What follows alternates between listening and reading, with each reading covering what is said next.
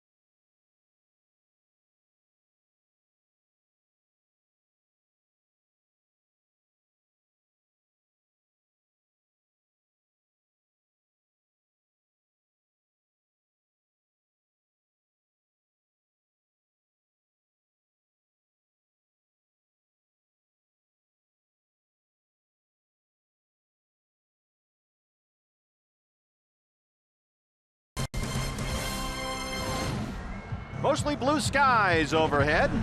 Wednesday matinee. Steve Berthew, Bob Renly, Jody Jackson with you from Coors Field in downtown Denver, Colorado. 57 degrees at first pitch.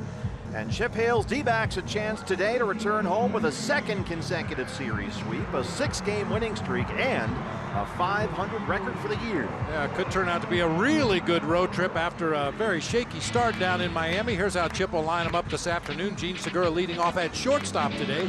Brandon Drury out in right field. Paul Goldschmidt at first base. Jake Lamb at third. Yasmani Tomas out in left field after a 3-hit game last night. Phil Gosselin getting the start at second base. Chris Herman behind the plate. Chris Owings in center, and lefty Robbie Ray on the mound.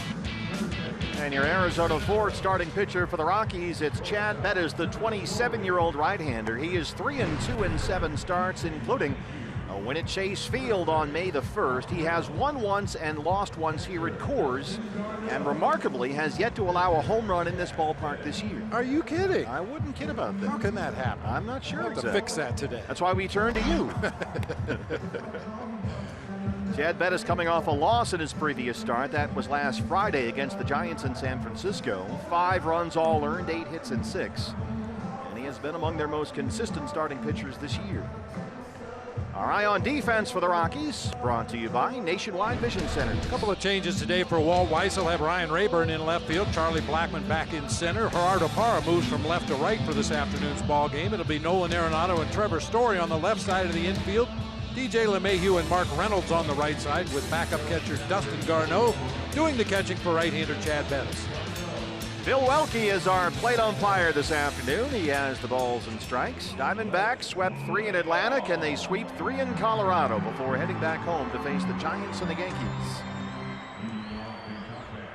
Gene Segura, the shortstop today. An off day for Nick Ahmed will lead it off, and we are set to go.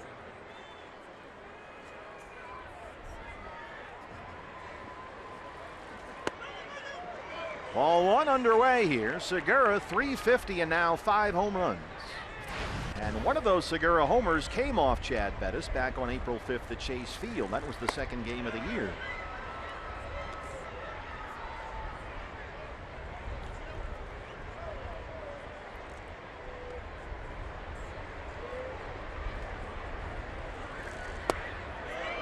3 balls and no strikes.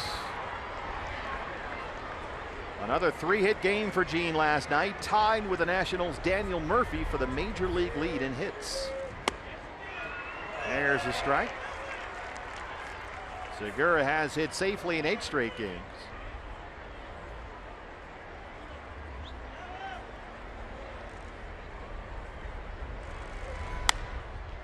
Slaps that one fair down the right field line. It's headed for the corner. Parra fishes it out of there. Gene Segura is at it again. He pulls into second with his 8th double.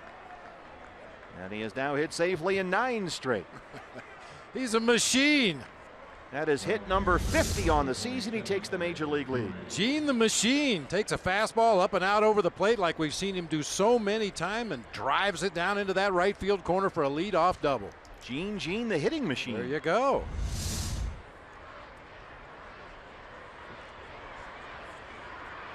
Brandon Drury. Segura going to head for third. The throw from Garneau is in plenty of time. And he's out. Rolled away from the backup catcher, just not far enough away to Segura to get to third.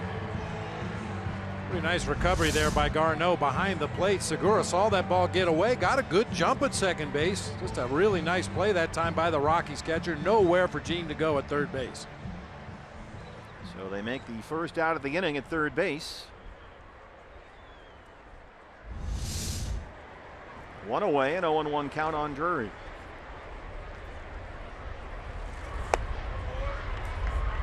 Brandon hitting .303. He's got 6 homers. And he, like Segura, has homered off Chad Bettis this year. That was back at Chase Field on May the 1st. In there for a strike, it's 1-2. Brandon a couple of singles last night. He has started every game on this road trip. He strikes out. First strikeout for Bettis, 2 down. Here comes Paul Goldschmidt. Cutter away that time from Brandon Drury. You'll see a lot of cutters from Chad Bettis today. Also throws a 2-seamer, a changeup, and an occasional curveball. Goldie .233, now 7 homers, and one of those home runs came off Chad Bettis back in the 2nd game of the year.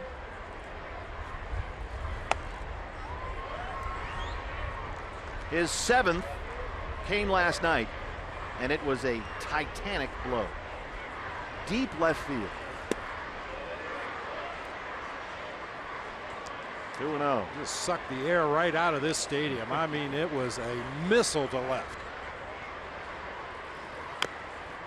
This is chopped back to the mound. Bettis is on it, and they retire Goldie. Robbie Ray coming up next, just underway on a Wednesday matinee at Coors Field.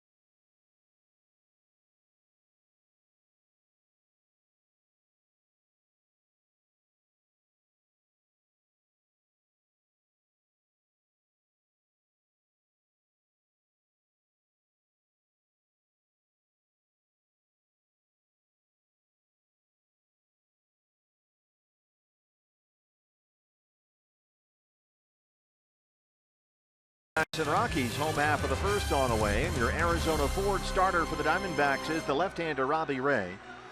Looking for his second win in his 7th start. He faced the Rockies 2 starts ago at Chase Field and surrendered 4 home runs, the only homers he'd allowed all year. Ryan Rayburn, Nick Hundley, Trevor Story, and Nolan Arenado all took him deep. Yeah, Robbie actually pitched really well in Miami against the Marlins earlier on this road trip. Victim of a lack of run support, Adam Conley shut the Diamondbacks offense down along with the Marlins bullpen that night. Charlie Blackmon leads it off for the Rockies. He's at 260 with 1 home run.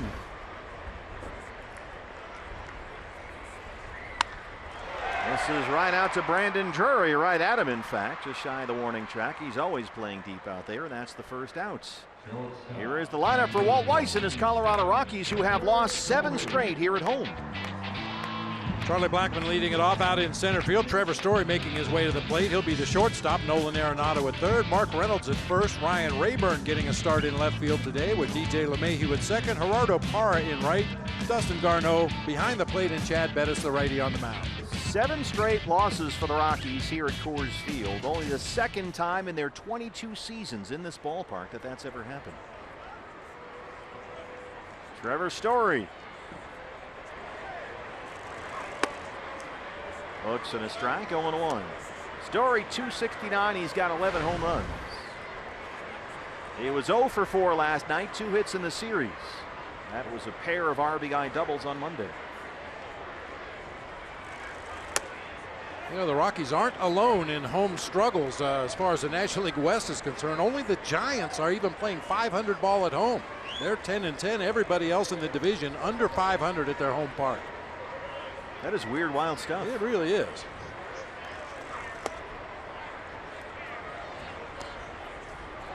Is that just a fluke, you think? Anything to attribute that? Yeah, I think it's a fluke, a small sample size, whatever else you want to call it. You know, we always used to look at it as an advantage. You get some of these teams from back east in the Midwest where it's very cold this time of year.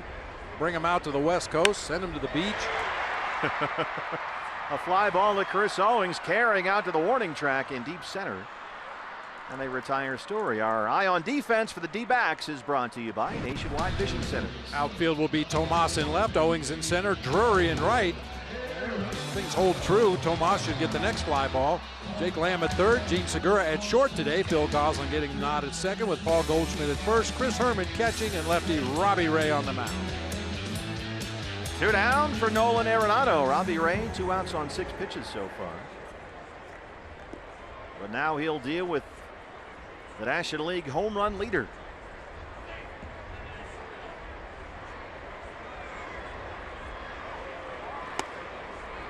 Robbie getting ahead in the count, 0-1. Arenado 308 with those 12 homers.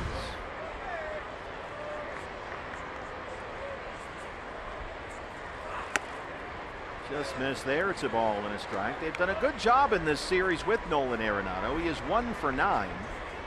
That was a single Monday. He went 0 for 4 last night. 1-2.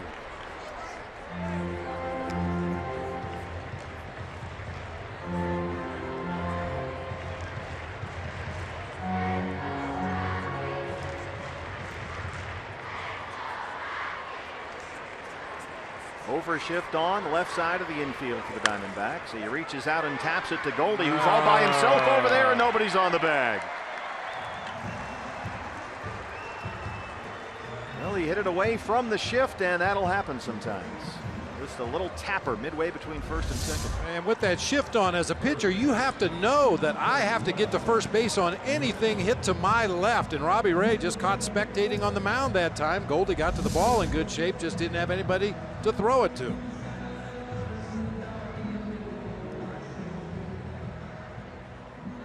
So it's a 2-out single, Mark Reynolds. If they had to call him for mental errors in the box score, that would be a mental error on Robbie Ray right there. They leave the shift on the left-hand side of the infield for the right-hand hitting Reynolds, who's down 0-1. And in there at .333 with a couple of home runs. But that batting average versus left-hand pitching this year is up closer to .390.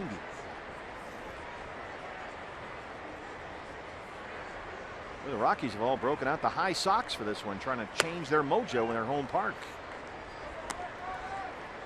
That is the fashion order of the day in the Rocky dugout. Matt Williams used to call those knock socks. If he'd gone a couple of days without a base hit or hitting a ball hard, he'd pull those pants up high, show a lot of sock. He called them his knock socks. Everybody's got them on. Arenado takes off, pitches inside for a ball. The throw from Herman is in time. They got him. Vic Carapazza, the second base umpire, says he's out. Ooh. Arenado not going anywhere, though. Walt Weiss checking with their video people. Not a great jump by Arenado. And a slow release to second base by Chris Herman. Phil Gosselin had a foot in front of the bag there.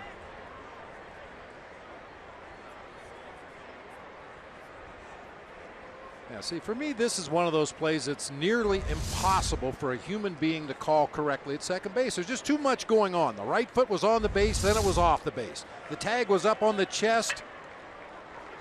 I mean, there was a brief moment there when the right foot was off and the left knee was not on, and apparently he's out. He is out. No challenge, no score after one.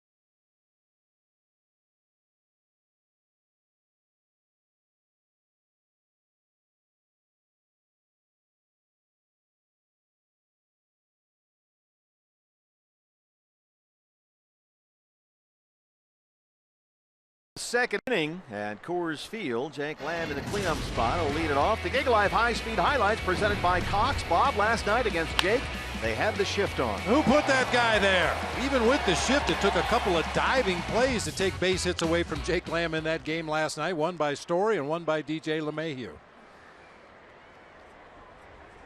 Jake at 278, 4 homers. So he was the victim of a big-time hang with him 0 for 5 last night, but should have had at least 2 base hits taken away by the shift.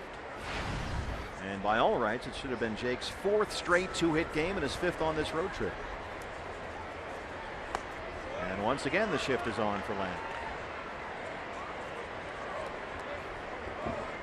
I'd be shocked if it wasn't. And we know Jake has worked hard on hitting the ball to the opposite field, gets pitches from the middle of the plate away and takes advantage of that exaggerated pull shift. But last night, the pitches he got to hit were right in the middle of the plate. He hit them hard, unfortunately, right into that shift. 3-1 pitch.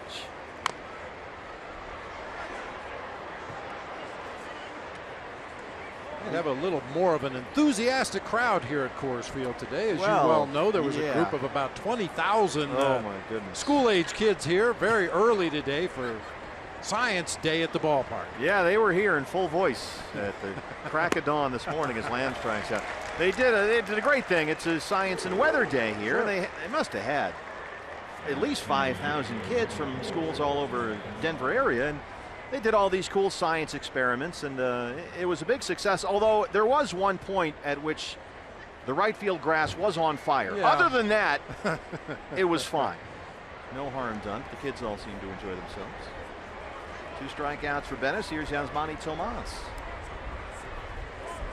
They were exploding balloons and shooting stuff up into space and doing all kinds of cool things.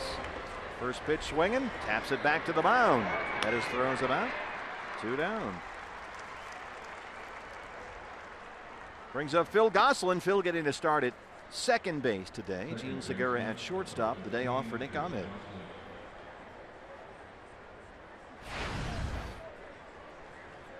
.261 and a home run for Phil.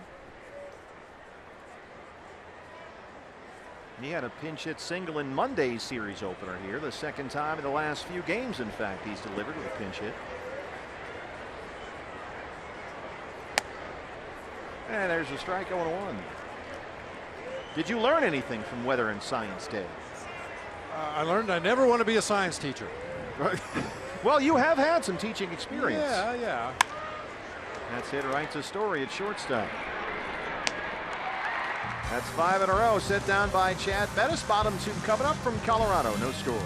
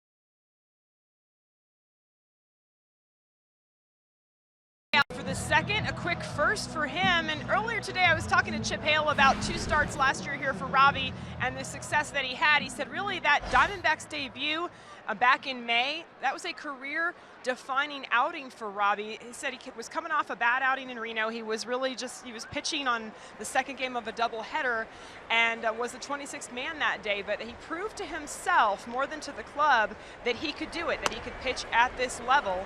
And ever since then, of course, Guy's getting that 5th starter position here this year. He just continues to progress.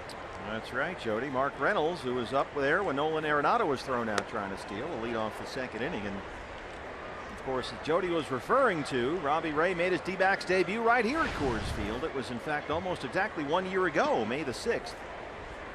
And pitched very well in that ball game after coming up for the minors for a spot start. They had a doubleheader.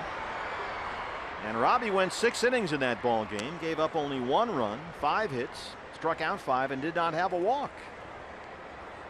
And he had 8 strikeouts in 5 2/3 in his other game here at Coors Field. That was last August. Again, allowed only 1 run. He's pitched well here.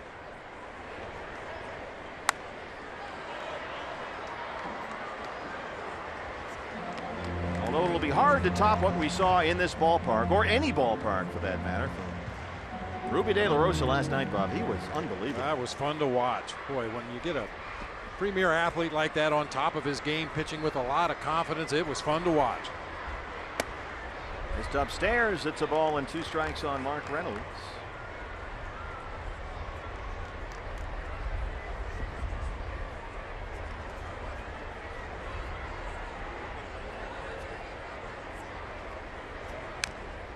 does get a piece. He got a piece of Chris Herman as well back there. I think talking about Ruby De La Rosa, the most impressive thing last night was how reliant he was on his slider. A lot of pitchers come into this ballpark and they just scrap their breaking ball completely. Try to get by with a fastball change-up combination, but Ruby threw some real flat sliders early in the game, but eventually found a nice feel for it, and it was a good weapon for him last night. And a confident Ruby De La Rosa will go a long way for the Diamondbacks. 2-2 now on Reynolds. Diamondbacks keep the shift on. 3 infielders on the left-hand side against Reynolds, with Goslin, the second baseman, way over in the shortstop spot.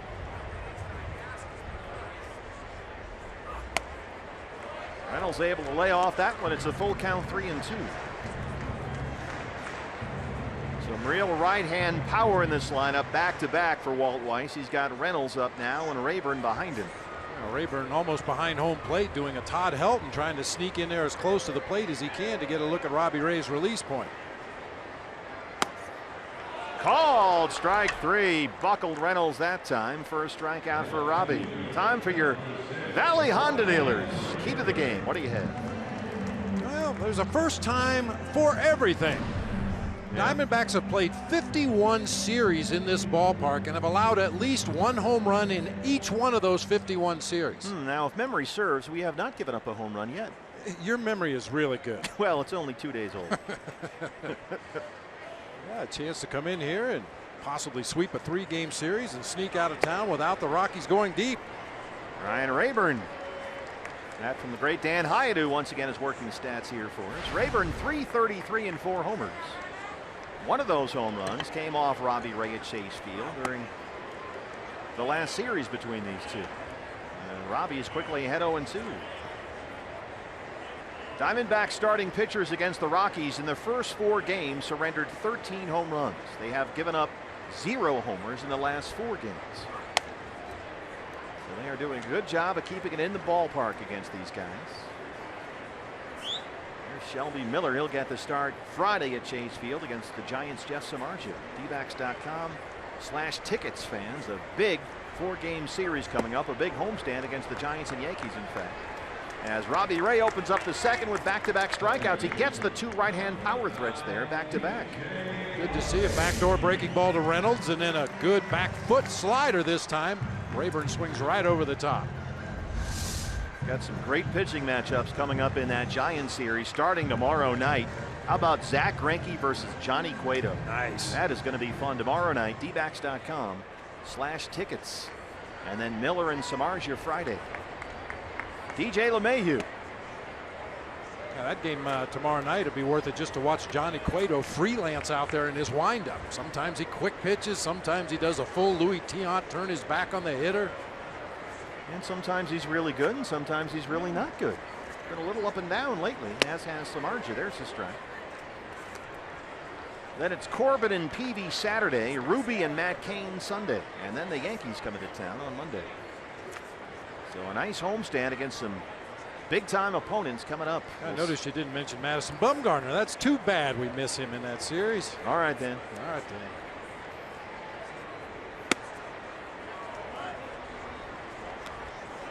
One and 2. Robbie Ray staying ahead in the count. And he's a strike away from getting the side in order here. LeMahieu with 298. He's got 2 homers. He was 0 for 4 last night.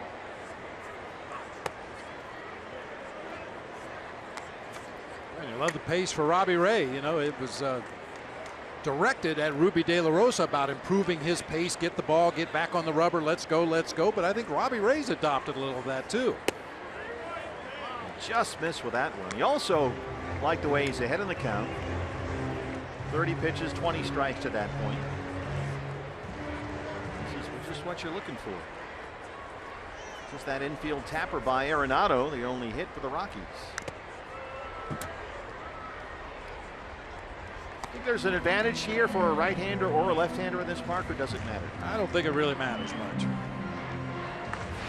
I mean, you know, the fence is pretty even all the way around. There's a little bit of a jet stream out to right center, which would aid a left-handed pull hitter or a right-hander that goes the opposite way. But because they've raised the fence, that's taken some of those home runs away.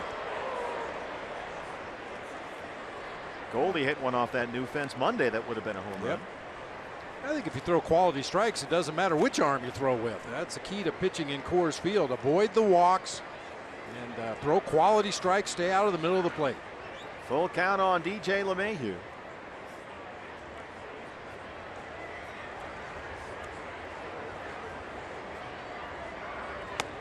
He lost in ball 4. First walk issued by Robbie Ray. That'll bring up Gerardo Parra.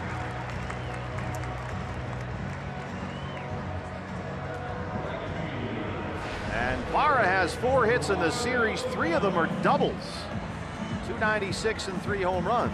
He is tied for the National League lead in doubles, in this ballpark has been a very good fit for Parra. We have seen him shoot balls the other way down that left field line the entire series so far. He's been almost exclusively an opposite field hitter in this series against right-handed pitching, so I would imagine against Robbie Ray we'll see more of the same here today. Tomas shading a little bit closer to the left field line than he was in the ball game last night, and Chris Owings several steps over into the gap in left center.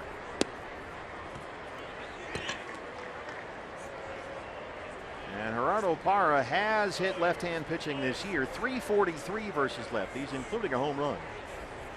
That number is up from just under .240 against lefties last year.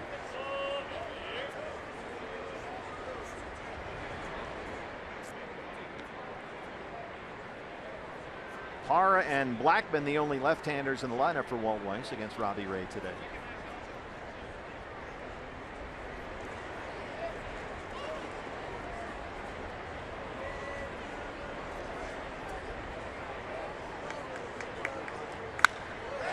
Is hit out to right field. It's going to reach the wall. LeMahieu on the run. He'll head for third. Stu Cole going to stop him there, and it's another double for Gerardo Parra. That's his 14th double this year. Just got done saying he's been strictly an opposite field hitter in this series, and he turns around a Robbie Ray pitch, hooks it down toward that right field corner. What a game.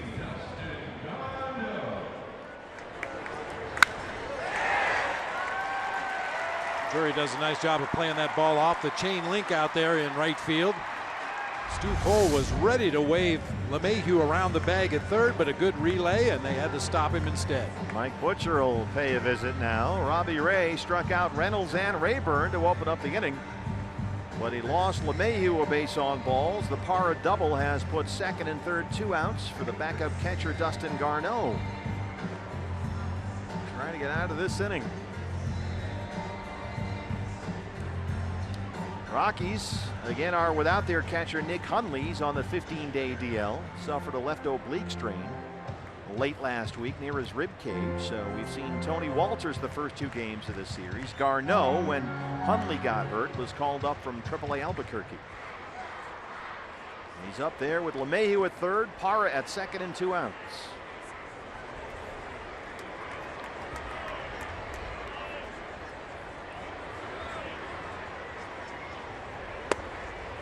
There's a strike, 0-1. Garneau just 5 for 16 so far this year. He has doubled 3 times. Key point in the ball game right here early on, only the bottom of the second inning, but a couple runners in scoring position. The number 8 hitter at the plate. You do have a base open down there. So if Robbie so chooses, he could try to pitch around Garneau, see if he can get him to chase something out of the zone here. He's already ahead in the count, 0-1.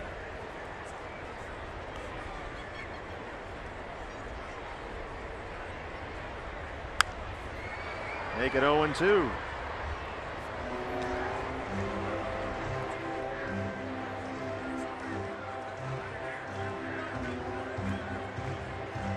We talk about it all the time. Fans at home are probably saying, why not just walk this guy and go after the pitcher with 2 outs in the inning? But ideally, you retire Garneau, and then you have the pitcher leading off in the 3rd inning, which is an ideal situation.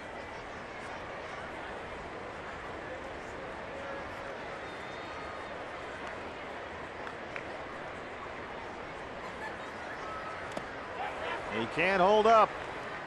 Herman will complete the strikeout. That's 3 strikeouts for Robbie Ray. He strands 2 and keeps it scoreless here at Coors.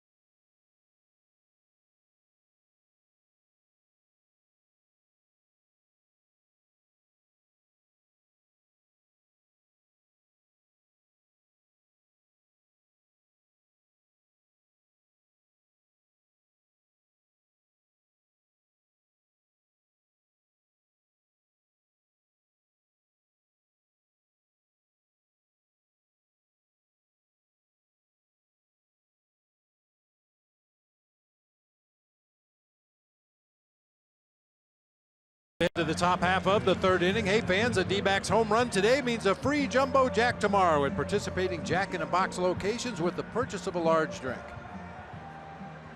Diamondbacks trying to get the offense going against right-hander Chad Bettis, who has retired the last 5 he's faced. He'll work to the bottom third of the order here in the third. Chris Herman, Chris Owings, and Robbie Ray, 7, 8, 9.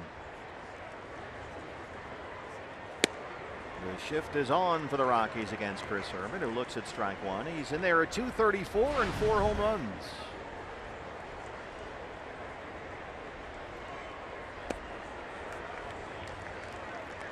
Chris behind the plate this afternoon. He got the start in right field Monday, went 1 for 5 with an RBI triple.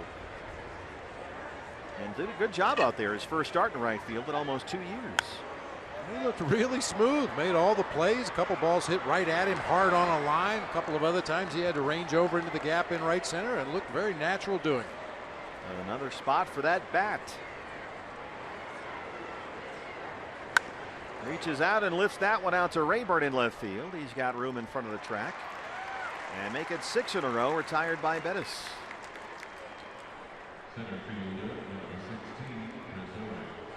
Chris Owings now. CO has had a nice series. 3 hits, couple of RBIs. He doubled last night. He's at 268. A double last night had to be particularly satisfying for Chris Owings. They had walked Yasmani Tomas intentionally in front of him. He picked on the first pitch he saw for an RBI double to center field. CO was 2 for 4 last night.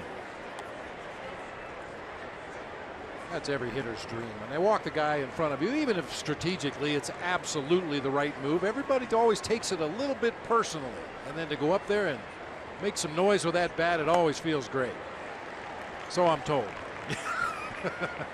Well, you were the guy that they pitched around to get to the guy behind you. Yeah, that's it. That's the way that went, right? That's what I always read in the books.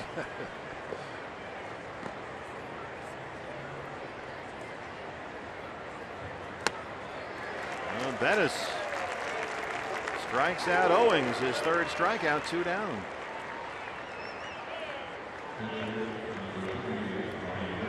Brings up Robbie Ray.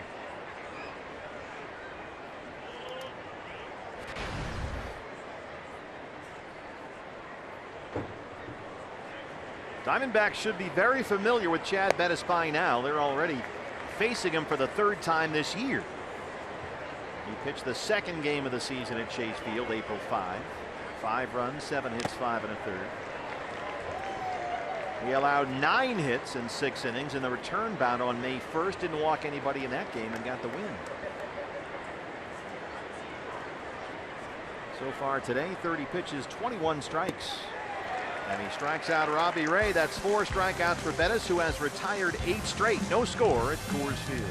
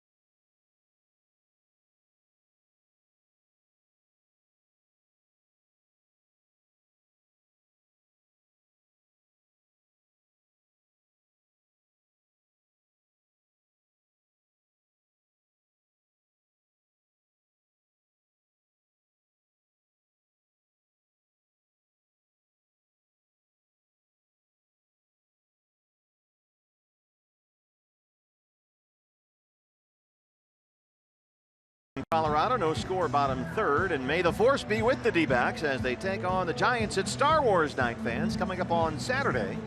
And if you arrive early at Chase Field, you'll get the D-backs Star Wars soft style t-shirt. It's courtesy of Cox Communications. Visit dbacks.com, get your tickets, and we'll see you Saturday for Star Wars Day at Chase Field. This is quickly becoming our new favorite mascot race, baby. Let's check in on this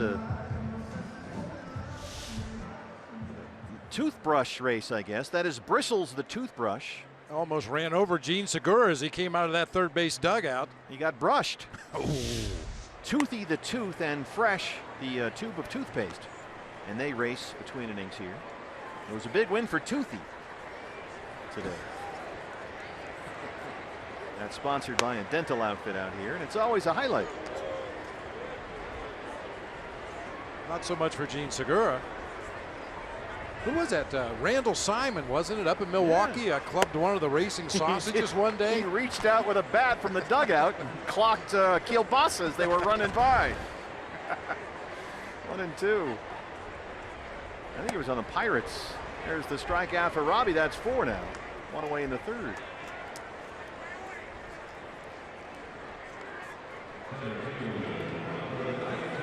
Gene seems to be unharmed after that near-death experience with Bristles the toothbrush. Yeah, he was just coming up out of the dugout like he always does to take his position and almost got run over by a toothbrush. Well, what are the odds?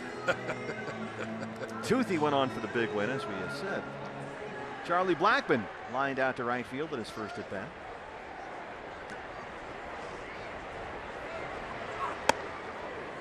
Blackmon has 2 hits in the series, both singles. He's hit safely in 8 straight games.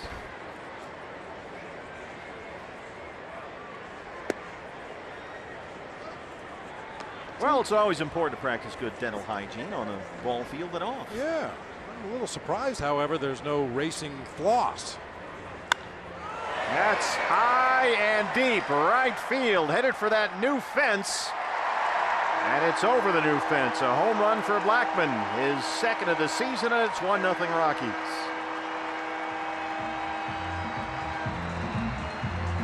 That's the fence that they raised right in front of the bullpens to keep more of those balls in the yard, but that one cleared it easily. They didn't raise them enough. Boy, that was solid contact that time by Blackmon. Got a breaking ball up over the inside part of the plate. Hitting coaches call that a fence-high slider, and he belted it out of here into the Rockies bullpen in right center field. That is career hit number 500 for Charlie Blackmon, and it's 1-0 Rockies. Just the 5th home run given up this year by Robbie Ray, all against Colorado. Trevor Story now.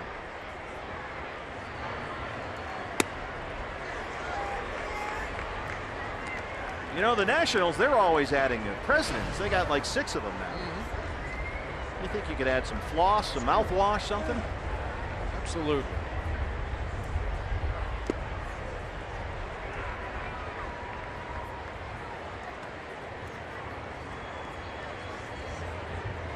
Let that one go. Really the first errant pitch we've seen Robbie throw in this ball game today. A slider that just didn't do too much, kind of hung over that inside part of the plate. Base hit for Story. Knocks it the other way into right field. That's his 3rd hit in the series.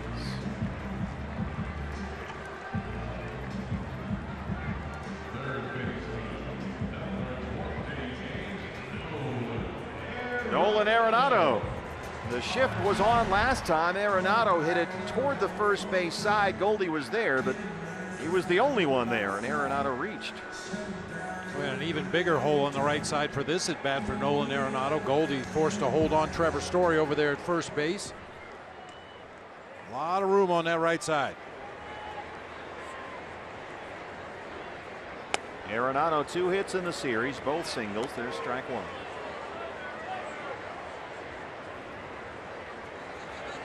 He rises to the occasion.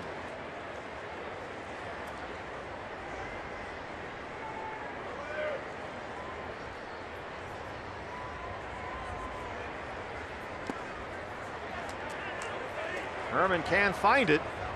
Story stays put at first. We've seen that happen a number of times this season to catchers all around baseball. That pitch in the dirt that you block and you're not quite sure where it is. Guys in your own bench try to help you. It's right there, it's right there. Well, that doesn't really help. Right where?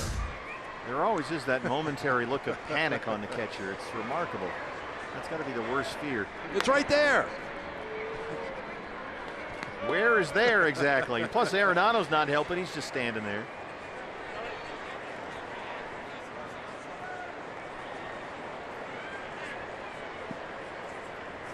A ball and a strike.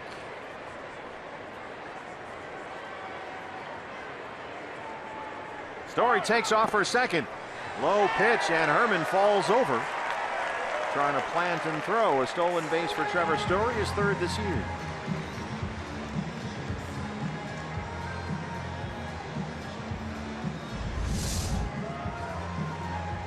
Another pitch in the dirt. Chris Herman picks it cleanly out of the dirt, but then in an effort to drag that right foot over behind the left one and get off a throw to second base, his cleats got caught in that dirt behind home plate.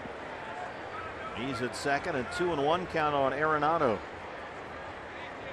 Gosselin, the second baseman, right behind the runner.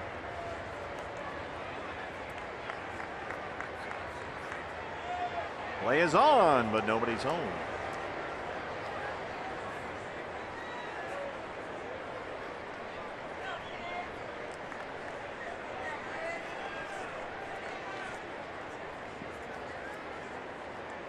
What we talked about earlier, Bob, Robbie Ray was in a nice rhythm. He had that nice quick pace going. This thing has just come to a halt here.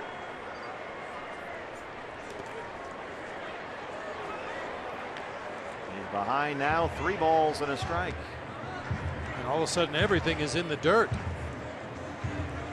Good idea to try to keep the ball down on Nolan Arenado, but low strikes are much more preferable than pitches bouncing in the dirt.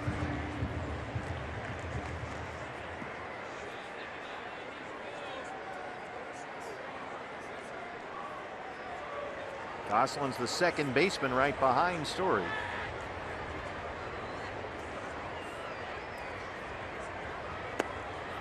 There's another one that misses.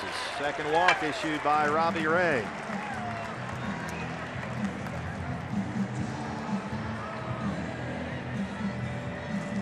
Well, he struck out Bettis to open up the inning, then Blackmon homered. Story singled, stole second. Now a walk to Arenado brings up Mark Reynolds, who struck out looking his first time up.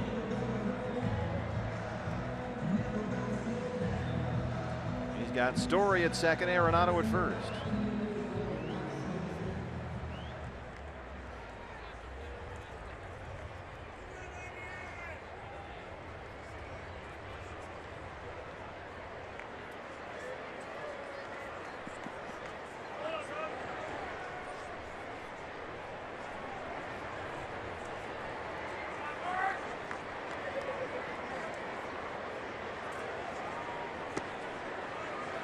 Having trouble finding the strike zone now, behind 1-0.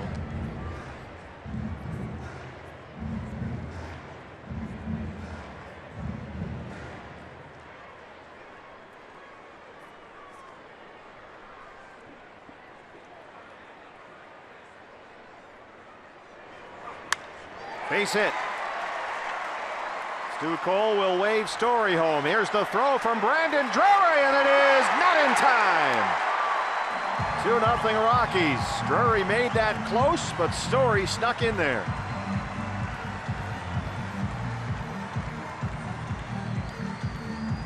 Unfortunately, that's a byproduct of playing deep in the outfield. Brandon Drury, a long throw from deep right field on a hop. Just too much time had elapsed. Story's able to get on the plate. 4 straight have reached for the Rockies. That'll bring Mike Butcher back out to the mound.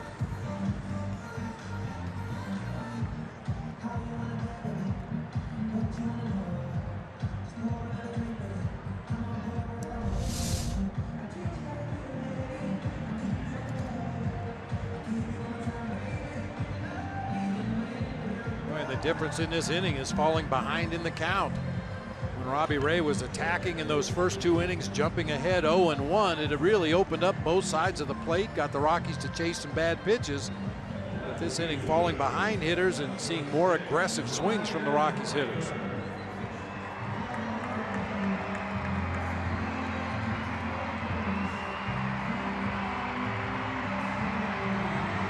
Ryan Rayburn, a strikeout victim his first time.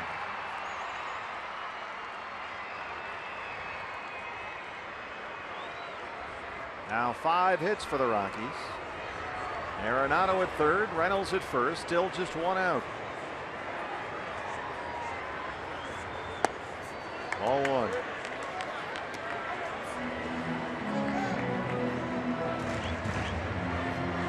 Ryan Rayburn brought to Colorado for his right-hand power, and he's already homered 3 times this year against left-hand pitching. Just under 390 versus lefties. And he's ahead 2-0.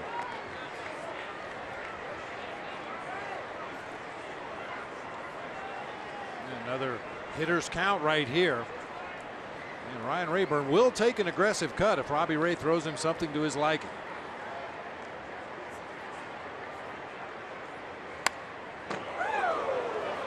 Whoa. Everybody duck in that Colorado dugout. Ought to hit Charlie Blackmon in the beard. You can't hurt that beard.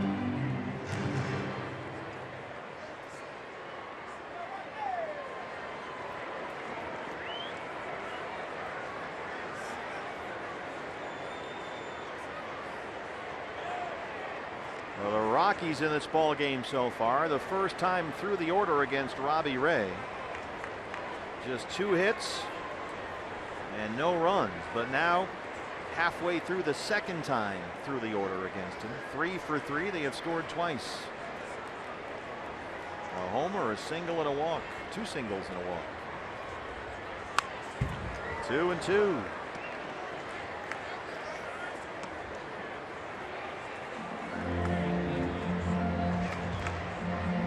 Robbie really working now. 60 pitches, 37 strikes.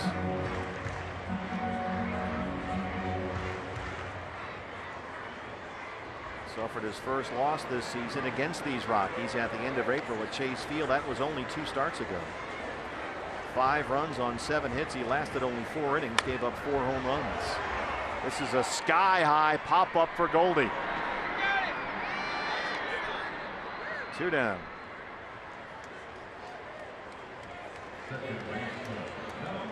That'll bring up DJ LeMahieu. Got a base on balls in his first plate appearance. LeMahieu pulled a Goldie in his first plate appearance, fell behind 0-2 and ended up drawing a walk. They ought to just name that after him. The Goldie? Yeah, they should. Yeah, leads the league in Goldies. 0-2 to a walk. Goldie's got EY Sr. back there, bending his ear again. Ball 1.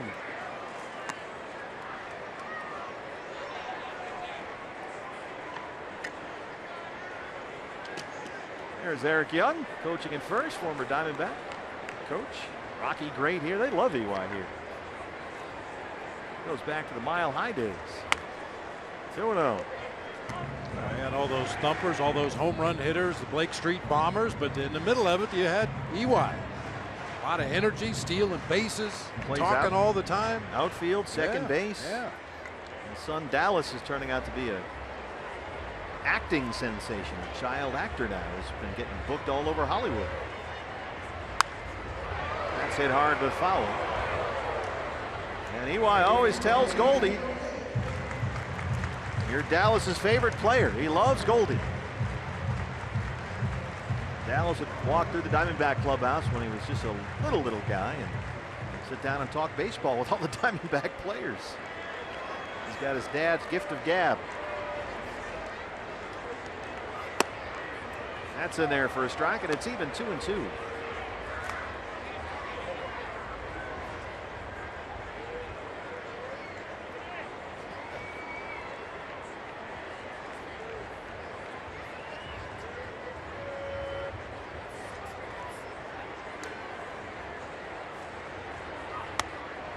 And he strikes out LeMahieu with a 95-mile-an-hour fastball. His 5th strikeout, but the Rockies take a 2-0 lead.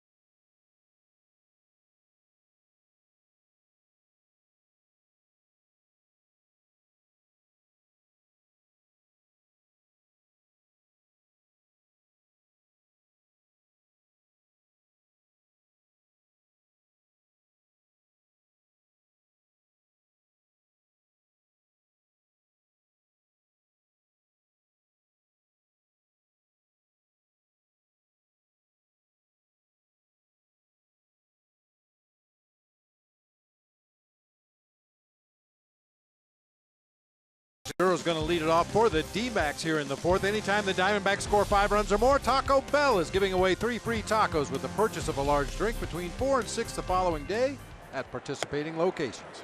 Gene Segura leads off the fourth inning against Chad Bettis, who has retired the last 8 Diamondbacks he has faced, and he's now got a 2-0 lead.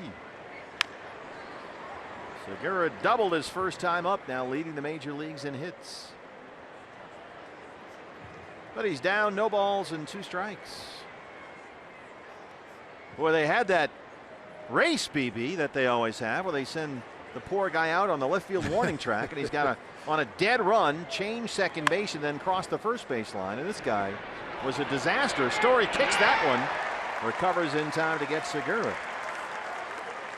Now check this out. You got 20 seconds to run from way out there in Coors Field, the left field warning track. You got to put second base in the slot and then cross the first base line, all in 20 seconds. And this guy never made it past second. Yeah, this is the hard part. Just getting that peg to fit in that hole in the ground, it just wouldn't cooperate. And right about there is where time expired and he was toast.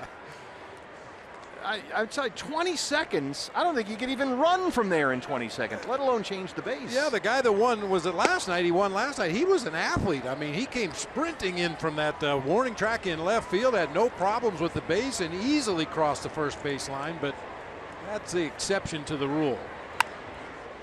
A bouncer to shortstop. Story one more time. Throws out Brandon Drury. That's 10 straight set down by Bettis following the Segura leadoff double. First baseman, number 44, Paul Goldschmidt. Goldie now. Tap back to the mound his first time up.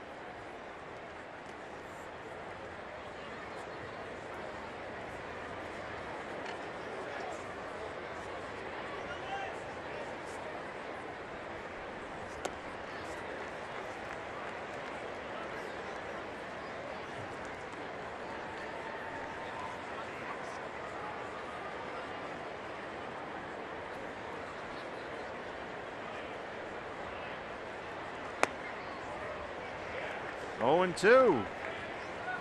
Goldie 3 hits in this series, including his home run last night, and a double that would have been a home run last year, coming off that new fencing in right center. That was Monday.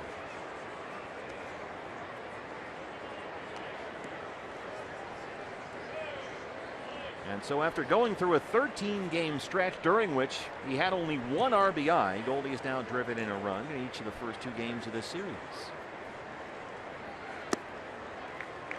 2-2.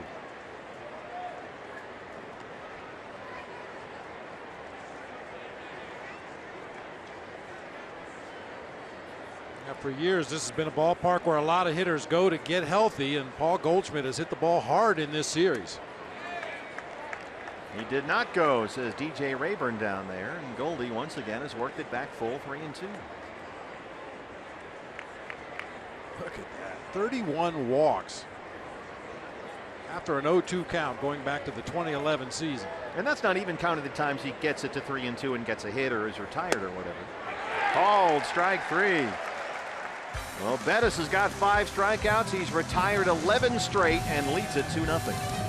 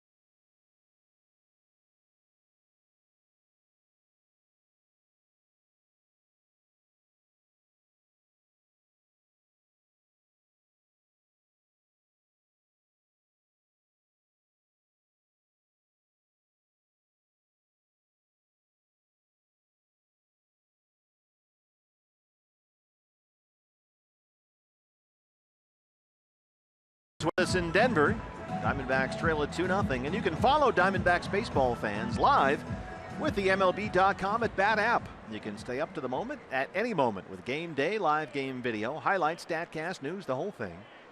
Just download the MLB.com at Bat app, the #1 app for live baseball on your phone and tablet.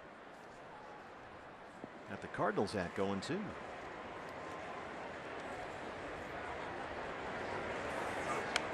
That's the first pitch strike for Robbie Ray. Robbie entered the game today throwing first pitch strikes only about 50% of the time, which was the 8th lowest margin in all of baseball. Now he's right at 50% again here today. He was ahead in the count most of the time early, but really struggled in that third. Parra doubled his first time up. Back up the middle, another base hit for Parra. He's 2 for 2. That is his 6th hit in this series. He is really swinging the bat well right now. Yeah, we talked about his opposite field hits in the first 2 games of this series. They were all struck well, hit right off the barrel of the bat, but it looked like he was intentionally trying to go to left field. Today, pulled one down the right field line, his first at bat, and sends this one right back up the middle. Dustin Garneau, the catcher. Strikeout victim his first time up. That ended the second. Robbie Ray had 2 on and 2 out, runners on second and third, and he struck out Garneau to end the threat. But then a bumpy third. He struck out Chad Bettis, the pitcher, to lead it off. Blackman homered. Story singled, stole second. Arenado walked. Reynolds singled.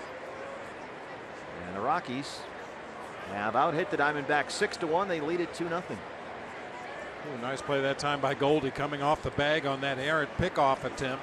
Had to avoid Parra sliding back into the base and reach far out to his right to catch that one.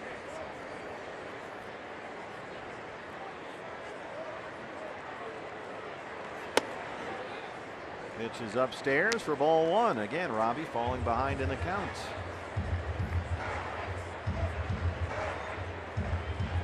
About to throw pitch number 70 here, and still looking for his first out in the 4th.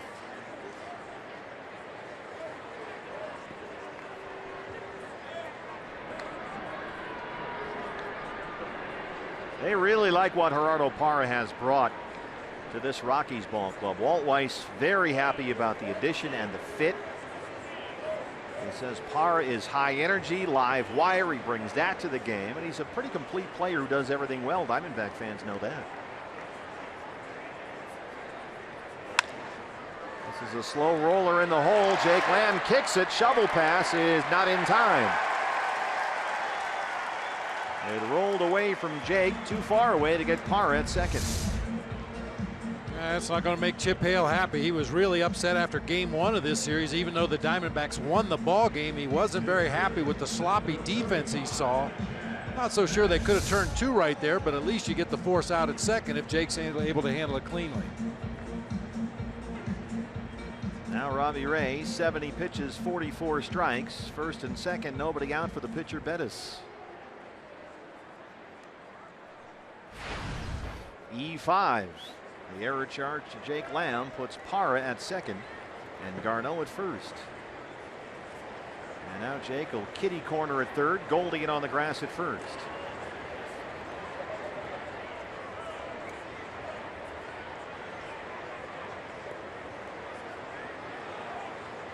Yeah, ideally, Robbie Ray bounces off that mound to the third base side of the field and takes any bunts in that direction, allowing Jake to go back to the bag in case they can get a force play at third on Gerardo Parra.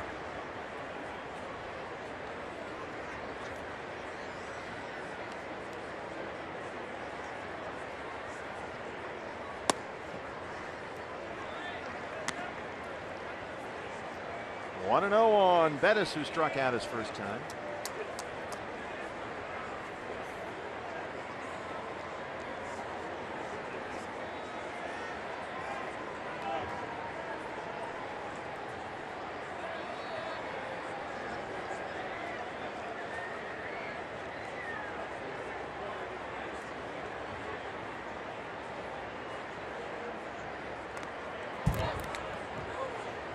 He's trying to get picked off out there at second base.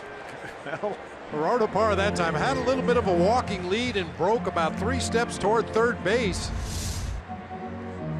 Right there, if that ball gets through and Bettis doesn't get a piece of it, he's going to be picked off second base right there. Chris Herman was coming out of his crouch ready to fire to second base, but Bettis fouled the ball off. base running judgment is not his forte. No. But he's fun to watch.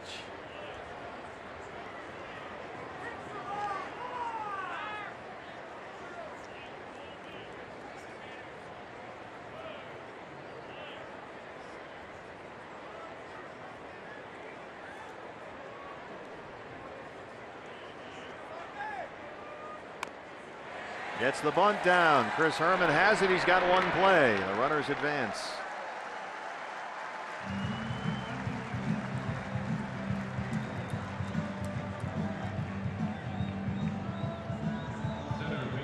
Brings up Charlie Blackmon, who homered his last time up, his second of the year.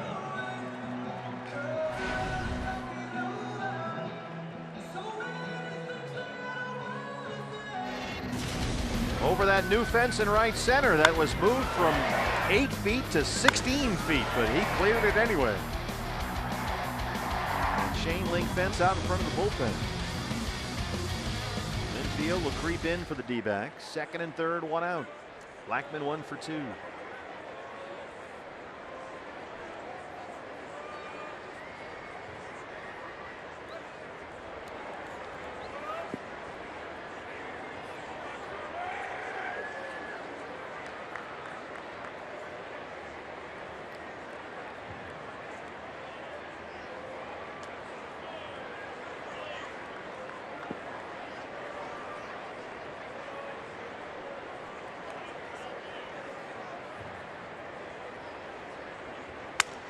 Broken bat, roller foul.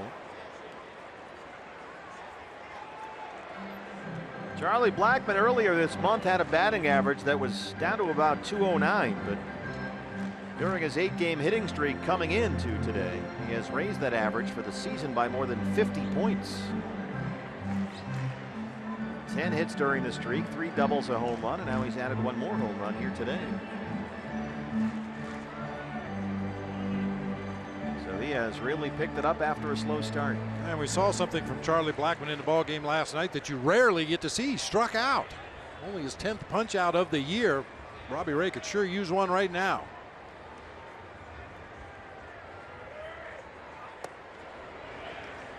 One and one.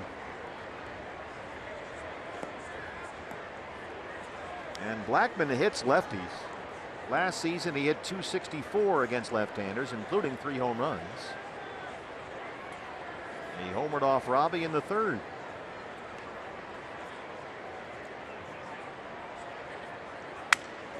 Oh, broken bat, bloop, that's going to drop in. Parra scores, they'll wave Garneau. He will score, and it's 4-0 Rockies.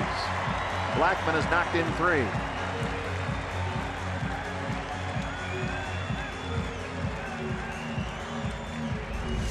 Guy that hit a ball into the Rockies bullpen in his last at bat gets jammed badly here and hits one about 150 feet out there into shallow right field with the infield drawn in. No chance for a Diamondback to get under that one.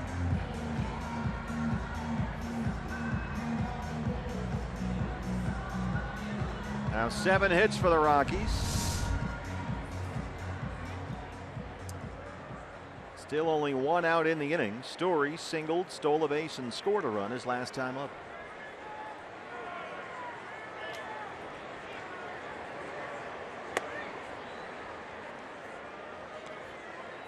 This one for Robbie Ray looking very similar to his last start against the Rockies. That was 2 starts ago at Chase Field when he really labored through 89 pitches in 4 innings. And he's almost there now.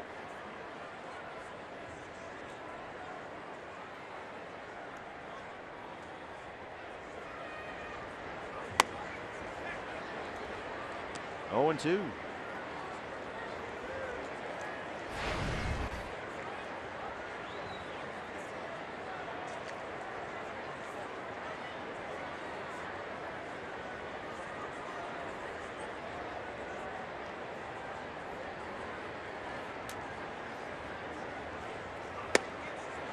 He strikes out Story, who leads the league in strikeouts. That's 6 for Robbie. 2 down in the 4th. It appeared to be all fastballs that time by Robbie Ray. We've talked about Trevor Story throughout this series. Really good breaking ball hitter in the strike zone. Good cripple fastball hitter when he has the count in his favor, but really has trouble catching up to a lot of heaters. Nolan Arenado has singled and walked.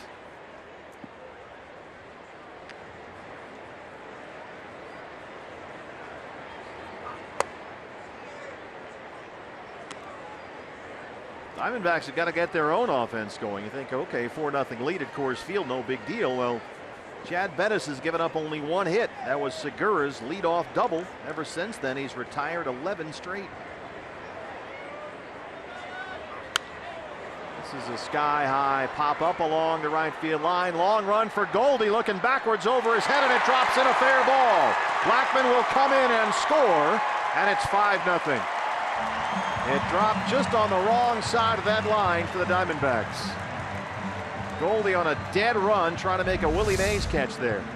Now, this is one instance where the pull shift hurts you because the second baseman not involved in that play probably would have had the best chance coming from a straightaway position at second base, but as it is, only Goldie and Brandon Drury had an opportunity. Tough play. I mean, the broken bat bloop for Blackmon that scored 2, and then that dink and dunk shot by Arenado that just landed a couple of inches fair for another run. Robbie's had his own problems, so he's not getting a whole lot of luck here. And he's down 5-0. Reynolds now. RBI single his last time up.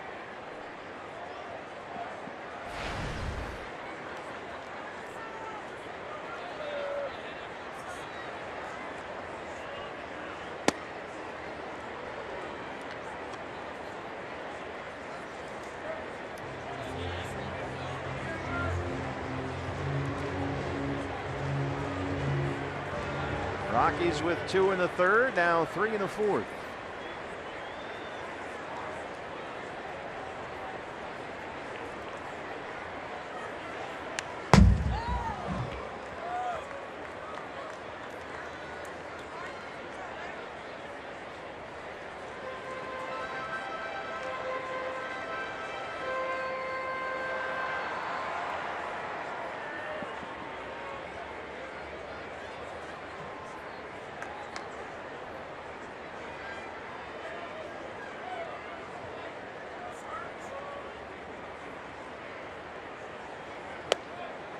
One and two.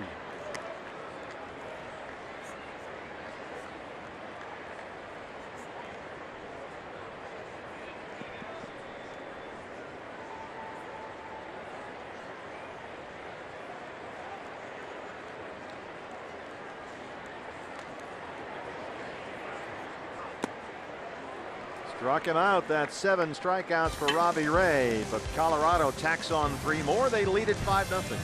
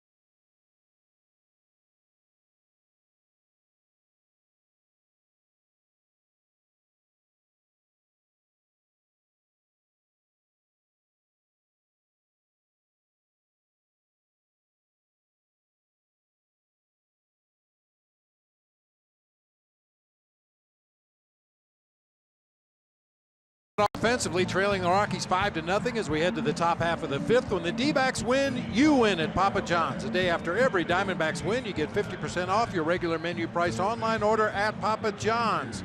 Enter promo code DBACKS50 at papajohns.com. Well, the D-backs will get to work now on trying to solve the mystery of right-hander Chad Bettis, who has retired the last 11 he's faced. He's got 5 strikeouts and now a 5-0 lead. Jake Lamb, Yasmani Tomas, Phil Gosselin 4, 5, and 6 in the Arizona fifth.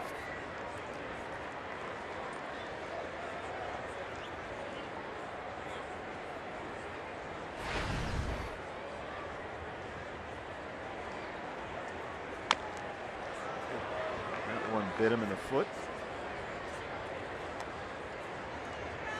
You see, he has that protective guard on the inside of the right leg. Yeah, of course, it hits above it. Shin bone connected to the leg bone. Ouch. That'll feel real good on the flight. Well, he'll still be feeling that 40 years from now. That sounds like the voice of experience. My very first spring training with the Toronto Blue Jays, my only spring training with the Blue Jays, my first swing of batting practice against Dwayne Ward. This is out to Rayburn in left. Dwayne Ward was a relief pitcher, right-hander with a nasty, heavy mid-90s sinker. The very first pitch in batting practice, I fouled off my left ankle. I still have a soft spot.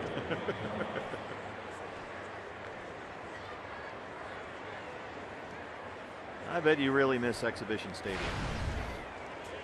You know, it was fun in its own way. It was like, you know, playing at a playhouse or something. The field was crowned for football, so it's kind of hard to describe, but if you could picture a football field running from the third baseline out to the right field wall, well, it was crowned so the water would run off either side, which meant onto the first baseline or out into left center and left field.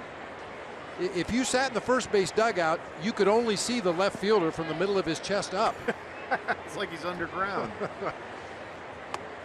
Home field of the Toronto Argonauts of the Canadian League. You hit a ground ball through the right side and it would start to roll up that hill and then turn and head right for the foul line. You had to play all the angles there. You can still see video of their first ever game there. I think it was 1977 against the White Sox at Exhibition Stadium on YouTube, where they were shoveling the field. It was covered with snow, and Ralph Garr is out there shoveling, and Bob Baylor and guys like that. 2-2 on Yasmani Tomas. I saw what might have been the longest home run I've ever seen hit in that ballpark. Now, I'm sure it was just the depth perception because there was nothing behind the right field fence. Yeah. Nothing. So it was the rest of the football field, wasn't it? Well, I don't know what it was, but if you hit a ball over the right field fence and the lights were right there at the fence, it would just disappear into the night. Base hit for Tomas. That snaps Bettis' streak of 12 in a row retired. Just the second hit for the Diamondbacks. And a very young Fred McGriff playing first base that night at Exhibition Stadium hit one over the light tower in right field and it just disappeared into the night. It may still be going for all we know. It vaporized. It did. The crime dog, Phil Gosselin.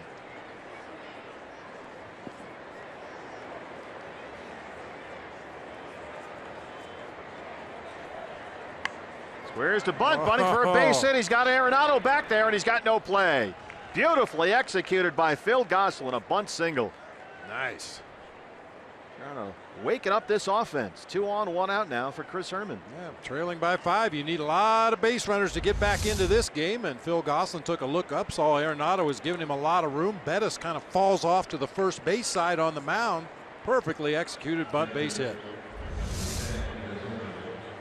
We'll see if Chris Herman can get into one here. He flied out to left his first time up.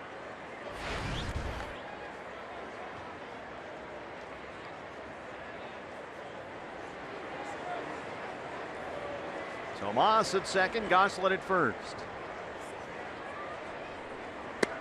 You know me, partner. I'm a big fan of the flip down shades. I've never seen white ones though. Wow. Well, those are cool. Those are gold glove flip downs right there. Got the eye black, the flip downs. That's a ball player right there. That is some look.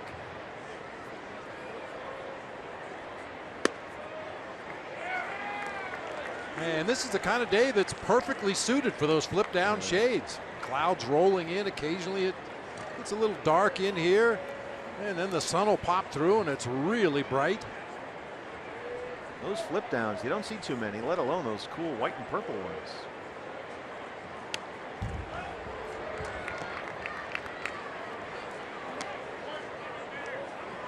Well, Chris Herman had a tough start with the Diamondbacks. We've talked about that 1 for 20 beginning, how down he was about that. But since then, boy, the bat has come alive, hitting .370, 4 homers, 11 RBIs in 9 games.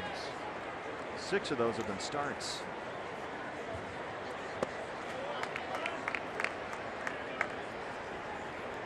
Well, that's something the Diamondbacks really needed. Some left-handed offense. We know the Diamondbacks are a right-handed heavy team, and David Peralta and Jake Lamb are forced to carry most of the load as the left-handed hitters in this lineup. But if Chris Herman can continue to swing the bat and play multiple positions, that'd be a big assist to the offense. And he strikes out Herman. Well, the sun just came out, the cloud cover moving over our heads. He hasn't flipped them down yet, but suddenly it's bright and sunny out there.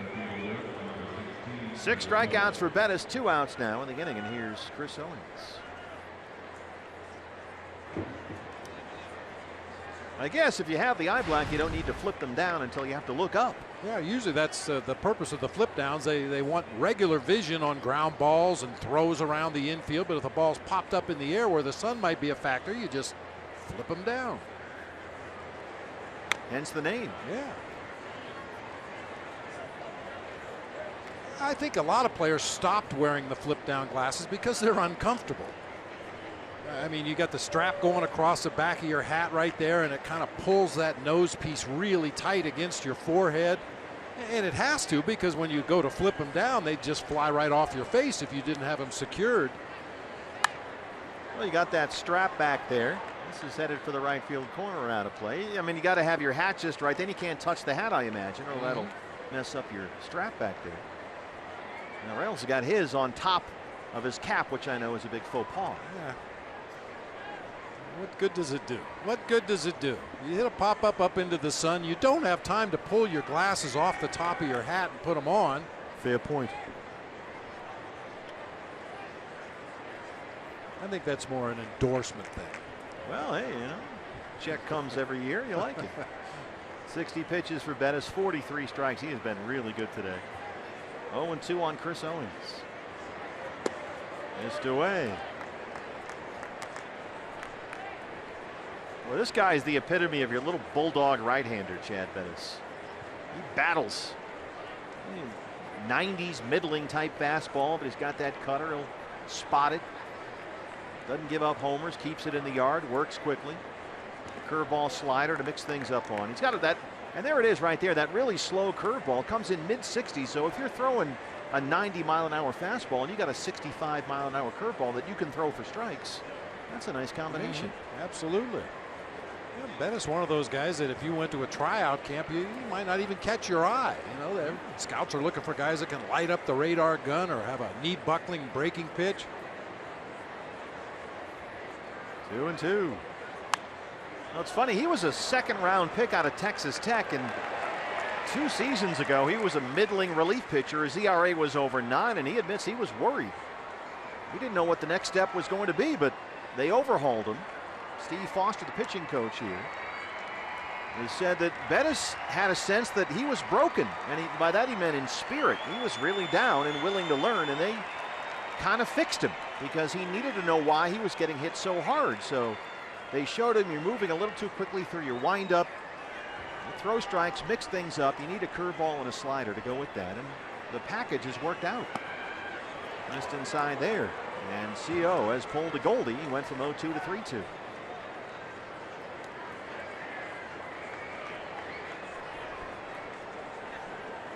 Pitcher Robbie Ray on deck. Tomas at second, Goslin at first. 2 outs. They'll be off of the pitch here.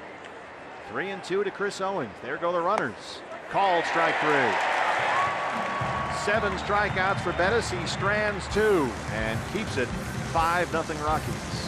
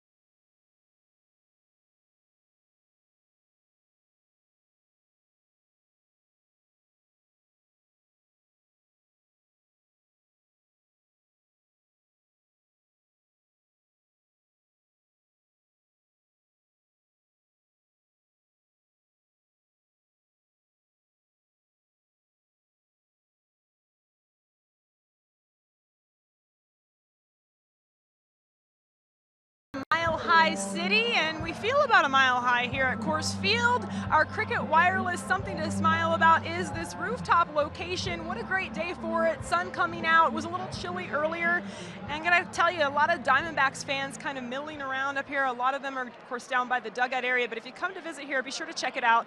This is the 3rd season for this rooftop spot. And I've been up here, guys, you know, in the evening and more in July, August, it's a little warmer, but right now in the daytime here, it is more crowded than I've ever seen it, honestly. So great views of the mountains for sure, and really a great view of the field too. Great spot up there. Jody has her Jackie Onassis sunglasses on, I noticed. It's a good look. Yeah, I noticed there was a considerable crowd up there today, more so than we saw in the first 2 night games. Of course, it was very chilly and a little damp last night, but a big crowd up there today. Yeah, the Rockies did a wonderful job with that area up there. And we talked about this the other day. That was just dead space, empty seats. Nobody bought them. They were up too high. They ripped them all out. They built this wonderful social area, restaurant, bar, lounge. They got a DJ up there and all that counter space where you can just stand there and look out over the views and see downtown Denver. You can see the whole field, and I've been up there a couple of times, and man, you are way up there. A mile. Yeah, you're up there a mile. And you feel like it too. It's a little hairy. If you're not a great heights guy, I'm not a huge fan of heights myself, but that's pretty high. Jody is undaunted, however, in the Jackie O shades. Rayburn has struck out, popped up 0 for 2.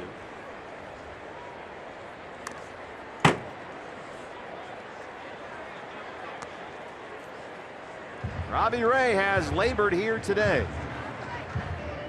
So far, 5 runs, 8 hits. He's got 7 strikeouts. He's walked only 2. 90 pitches and 58 strikes.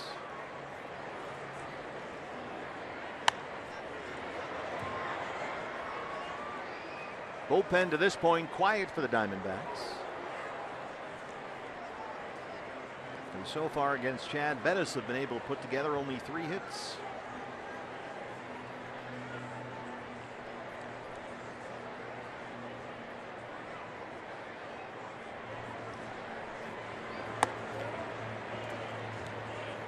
Talked about coming into Coors Field, and now back in the day, and even to this day, a lot of teams choose to add a relief pitcher coming in here knowing you're going to need a lot of relief help. But the Diamondbacks have been very efficient with their starters. They've only needed 4 2/3 innings out of the bullpen so far in this series. 8 strikeouts for Robbie. He gets Rayburn to chase the 3-2 pitch.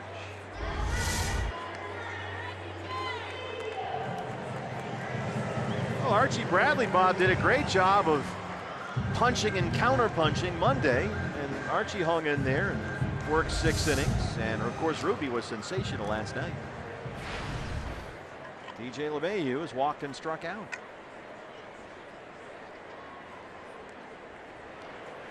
Jake Lamb was telling Jody, in fact, after that ball game Monday, that he's played with Archie Bradley for years now. That's the best he's ever seen Archie, and he should know they're roommates in the spring.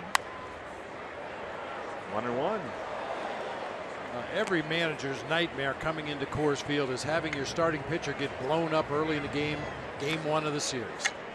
Having to use 4, 5, 6 pitchers out of that bullpen to get through game 1 of a series, and knowing you have 2 more to go and might need a bunch more bullpen. So the way the starters performed in this first 2 games of this series for Chip Hale, just what the doctor ordered. Use the bullpen the way you want to, not the way you need to.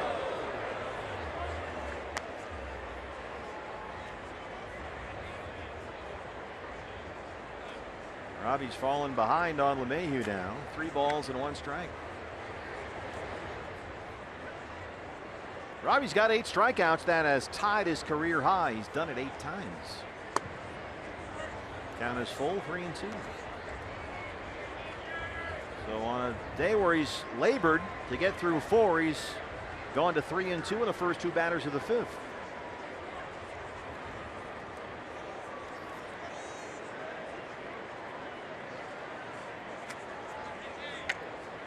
Mara will be next. He has doubled, singled, scored a run. 3-2 to DJ LeMahieu.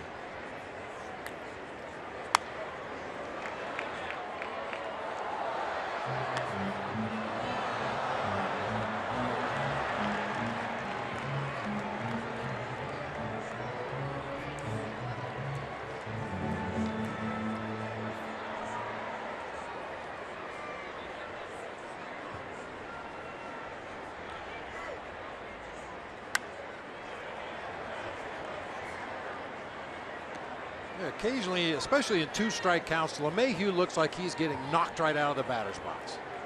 It falls over. Yeah, you know, good fastballs up and in. He's got that inside-out approach on every pitch anyway, but it looks like it almost knocks him out of the batter's box. Robbie 100 pitches through 4 1/3, and we're going to keep going here.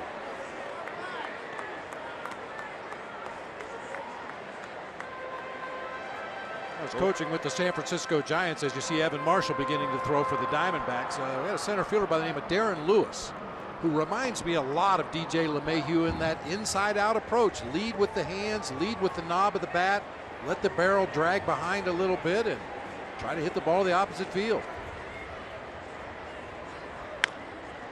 Well, that old bugaboo for Robbie Ray, trying to put guys away with 2 strikes. Foul ball, foul ball, foul ball. That's happening again here with DJ LeMahieu. 102 pitches, 66 strikes for Robbie. And Evan Marshall is busy.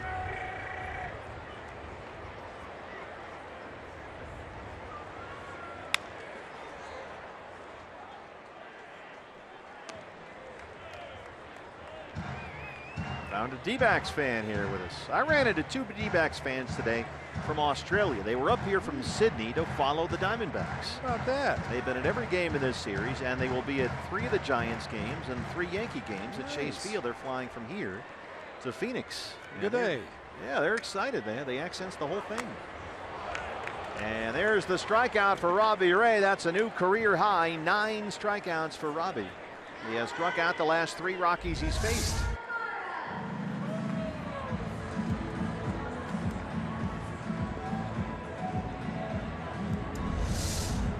Well, here's Gerardo Parra, and he has been a pain in the neck. A double and a single. He's 2 for 2. And in 8 games against the Diamondbacks coming into today, he had hit over 360, 9 extra base hits, 8 doubles, and a home run. And so he continues to torture one of his former teams.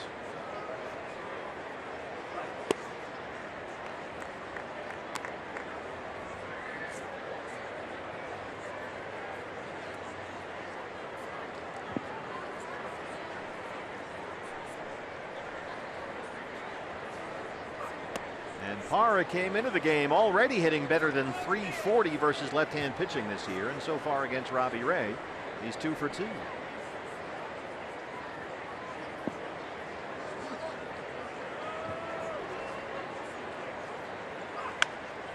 A roller through the hole. He shoots it the other way, make it 3 for 3. This ballpark is proving to be a nice fit for Gerardo Parra. One thing about Parra, and we know this from watching him as a member of the Diamondbacks, he's a guy that very nearly refuses to take a walk. He only has 2 base on balls on the season. He'll chase anything once you get ahead of him in the count, but today the things he's chasing are finding holes. Yeah, he has been more aggressive than ever, in fact, swinging at more pitches than ever before in his career. Dustin Garneau.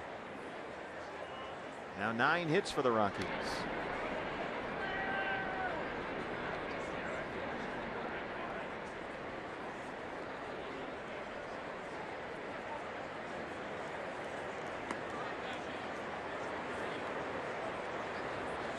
Dustin Garneau's a guy, 7 seasons in the minor leagues at the start of this season.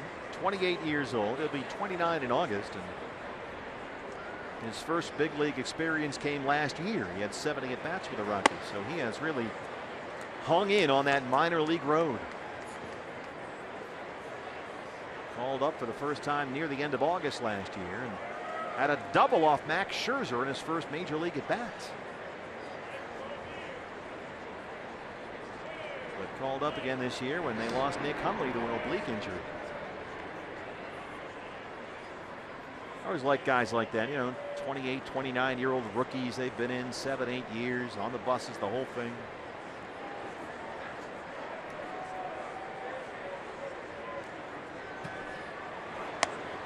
It seems like it happens more often to catchers than any other position. I was thinking that too. Yeah. You hang around the minor leagues long enough, you catch a variety of different pitchers. You have a variety of different managers and pitching coaches, and you kind of learn your craft of calling a game and getting your pitcher through a ball game, working his way through that opposing lineup. That becomes a very valuable skill, whether it gets you to the big leagues or helps you teach the younger catchers coming up through the system. I think that's why they like to keep those guys around.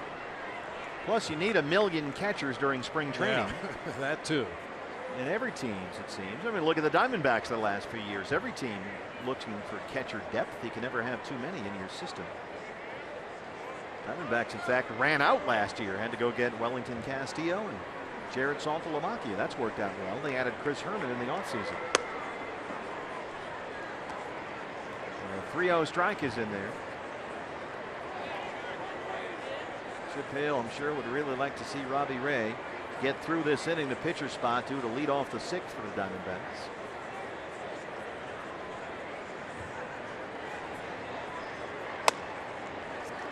Another walk. He walked Garneau, the 8th place hitter, his 3rd walk.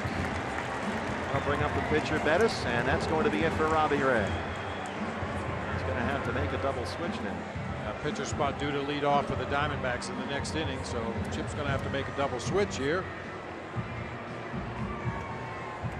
Well, another frustrating outing for Robbie Ray. There's so much potential here. A young lefty who throws mid-90s. He had a career-high 9 strikeouts, but he leaves here trailing 5-0 after only 4 2/3 back after this.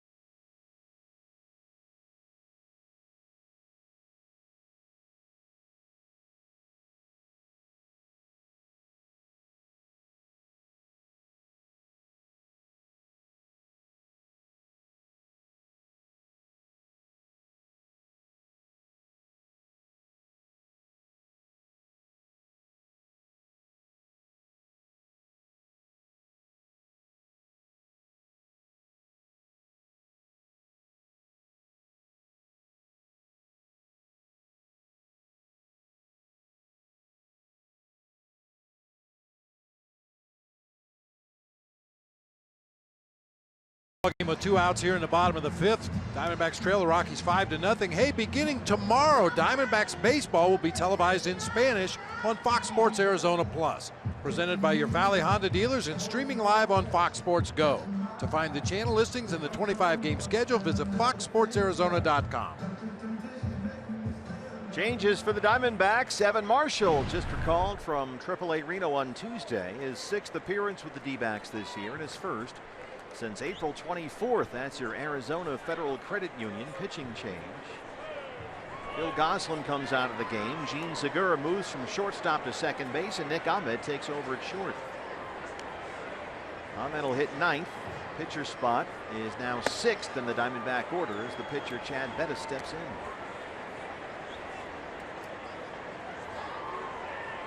Two outs. Gerardo Parra is the runner at second. Dustin Garneau at first.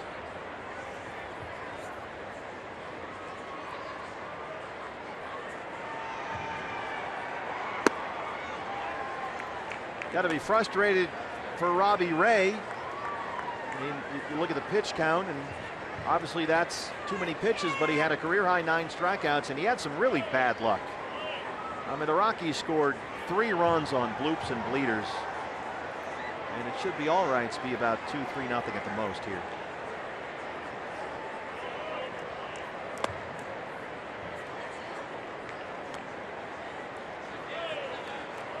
Charlie Blackmon had a broken bat bloop single that scored 2. Arenado hit a pop-up along the right field line that dropped in to no man's land, about 2 inches fair to score another run.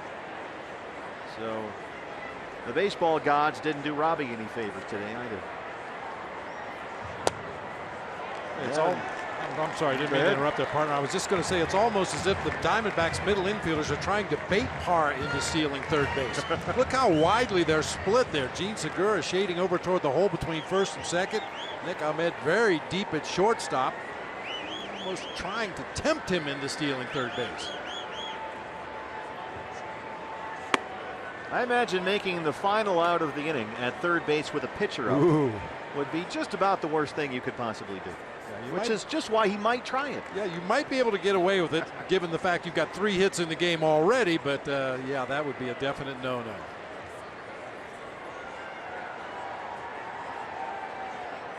Runners in motion on the 3-2 pitch with 2 outs, and Marshall comes in and puts out the fire. We head to the 6th. Diamondbacks down 5-0.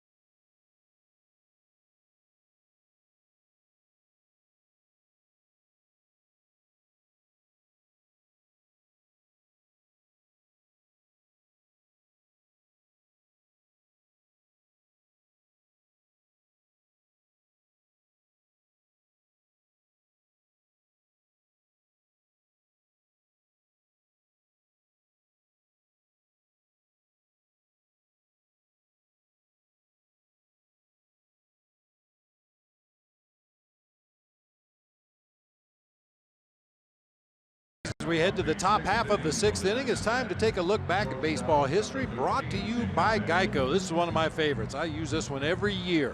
Back in 1993, playing for the Pittsburgh Pirates, Jay Bell grounded out to Phillies shortstop Juan Bell, and the umpire at first base was Wally Bell. Bells ringing everywhere that day. It'll be the number 9 hitter Nick Ahmed, who came in as part of the double switch when Evan Marshall entered the ball game. Nick will lead it off, followed by the top of the order, Gene Segura, Brandon Drury, and hopefully many others. Time to wake up the offense. They've been out hit 9-3. They trail at 5-0, and here is Nick. 168 and 3 homers. Sends this one deep out to right field. Parr is going to play it off the wall, and it carries off the out-of-town scoreboard. Ahmed going to have to hustle, and he is in there. Nick Ahmed, a leadoff double. Well, that'll get things started. You never know what kind of carom you're going to get off those fences out there. You're never quite sure. That was Larry Walker like that time by Gerardo Parra. Played that carom perfectly and fired a strike back into second base. Nick picking on a high fastball. First pitch he sees, driving it out there to the opposite field, and this one comes right to Parra's bare hand. Gets off that strong throw to second base. Very close. They're looking into the Rocky dugout. Walt Weiss waves him off, so that's no challenge from Colorado. Brings up Gene Segura. Well, Parr's a 2-time Gold Glover. He knows what he's doing out there. Segura doubled to lead off the ball game. He's 1 for 2. He's now hit safely in 9 straight games, leading the major leagues in hits with 50 already in game number 36.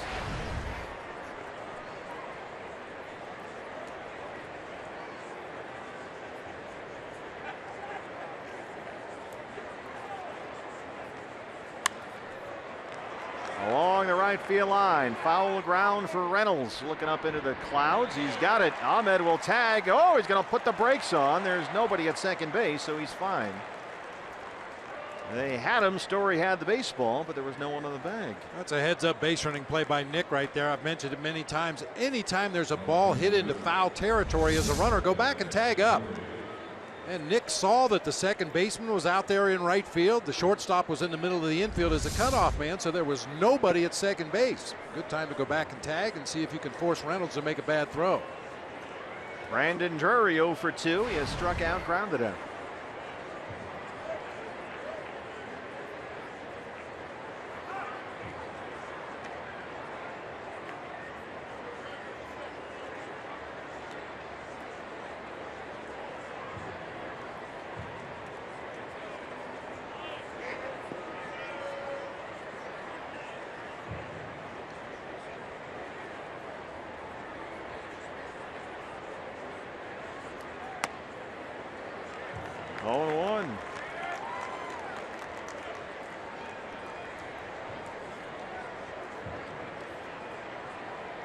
Brandon has started every game on this road trip so far, 10 hits.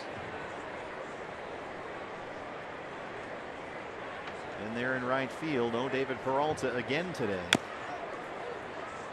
And that pain in David's right wrist seems to be a growing concern. He'll be examined first thing in the morning tomorrow by Dr. Sheridan.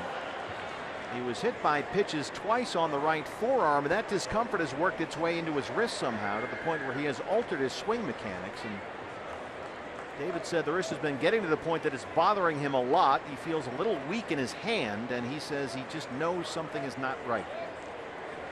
And that does not sound great.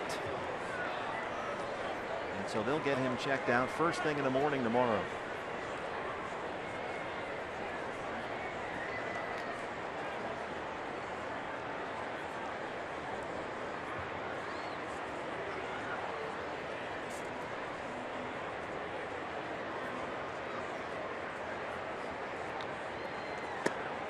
And if they do have to disable David, hopefully they don't have to, and hopefully if they do, it's only for a brief period of time. Then you start looking at outfield help.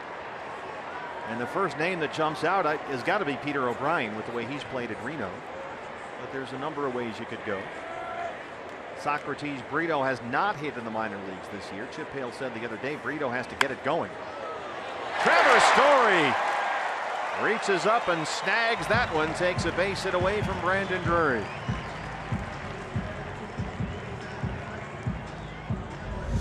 Like an RBI base hit into left center field that time. Drury really slowed his swing down on that off-speed delivery, and Story going top shelf. 2 down for Goldie. He has tapped back to the mound and struck out looking. Nick Ahmed, the runner at second after a leadoff double, 2 outs.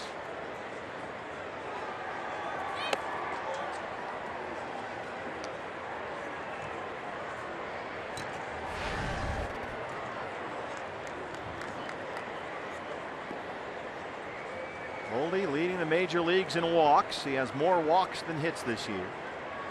And he has reached base safely in 43 straight games against these Rockies. But so far 0 for 2.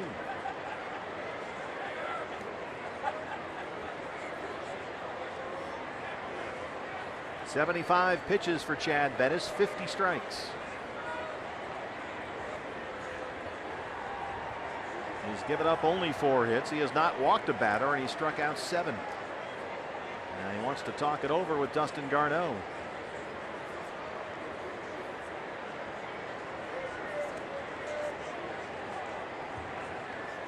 If you didn't see it last night, this was Goldie's 7th. You may have heard that back in the Valley. Boy, just a majestic, towering home run deep into those bleachers in left field. That was as high as the scoreboard out there, which is a mile high, literally. 2-1.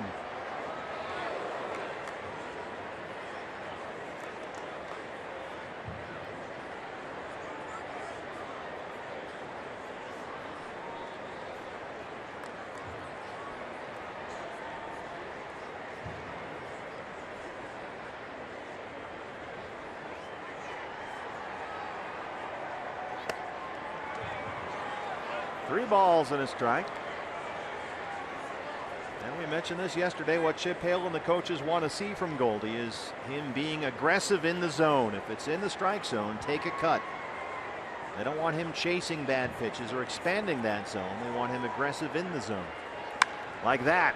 He blasts it into left center field. That won't get cut off by Blackmon. It'll reach the wall. Ahmed will score. And Goldie once again, Bob, has barreled one up. It's an RBI double, his 4th this year. Yeah, we've seen it throughout this series. The first series down in Miami got jammed quite a bit, took a lot of called strikes. Same thing in Atlanta, but here in Colorado, he's been getting the barrel on the ball more often than not. Drives this one deep to center field. I think Ahmed will score easily from second base. And Goldie has now reached base safely in 44 straight games against the Rockies. The record is held by Mike Piazza, who reached in 48 straight against Colorado. And so Goldie will have a chance to pass the Hall of Famer later this year. Jake Lamb, another run sitting out there with 2 down.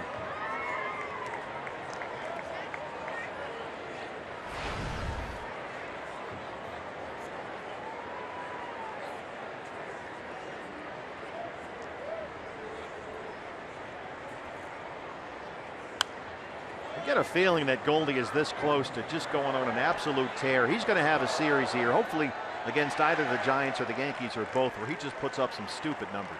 Maybe both. I like both. I'm down for that. You can see it, you can feel it. He's just kind of inching closer. Just about there, it seems. 80 pitches for Bettis, 54 strikes, 0-2 on Lamb.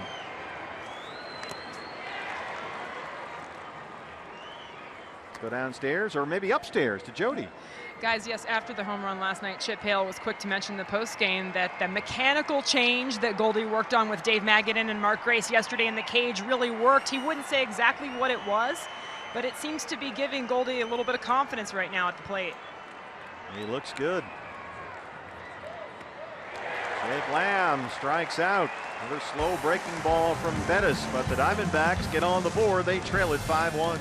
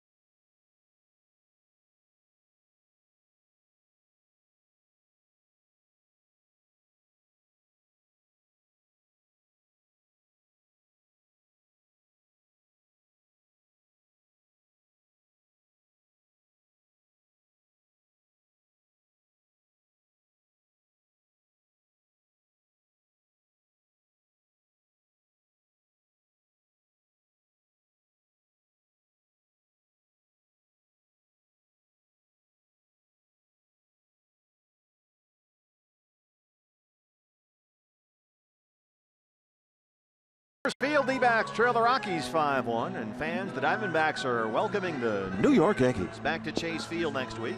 3-game series, May 16, 17, 18. Get your tickets now at dbacks.com. There we are down there at Coors Field in lower downtown Denver. Charlie Blackmon leads off the Rockies 6th against Evan Marshall.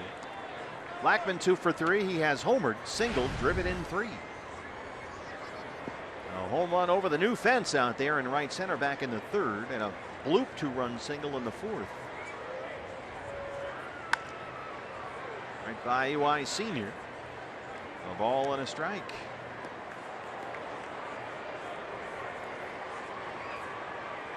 Evan Marshall back out there after striking out the pitcher Bettis to end a threat in the Rocky fifth. Evan just called up from AAA Reno Tuesday. And he admitted, you know, it's hard to go down to the minors and stay motivated when you're so close to coming right back up. You try to stay ready. Because the way that Reno reliever shuttle has worked for some of these guys this year, they know it's just the phone call's coming. And you're on your way back up.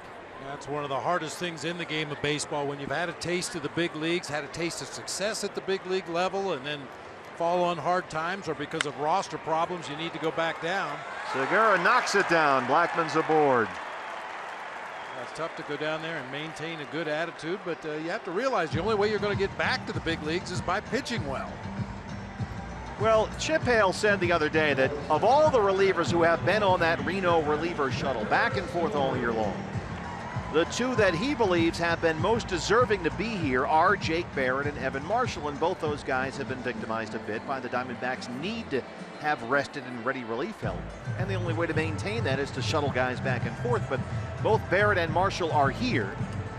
And Chip said those are the guys that deserve the most to be here. Well, Blackman's got his third hit, a leadoff single. Here's Story. What's really unfair about it for those relief pitchers that get sent down just because you need a roster spot and a healthy arm, the people you should really be mad at are the starting pitchers, the guys that work those short outings and cause you to have to reach for some healthy arms at the AAA level. Well, had another one today with Robbie Ray, who was well over 100 pitches, but was gone with 2 outs in the fifth.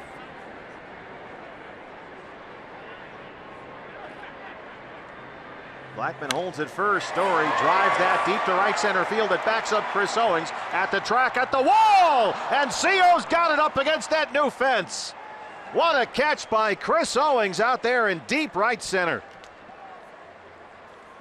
Let's make that our Chaz Roberts Air Conditioning and Plumbing cool play of the game. CO keeps his cool right there. Oh, he sure does. Used his feet to feel that warning track underneath. Knew he was getting close to the fence. Never takes his eye off the ball. And makes a great leaping catch up against the barrier. Nicely done, Chris Owings. Ooh, had that one right in the heel of the glove. Some of those fall out the heel of the glove, but he was able to squeeze it and make the out. Nice play. Boy, has he done a nice job out there. Nolan Arenado. He has singled, walked, RBI double, 2 for 2, and on base 3 times. What else is new?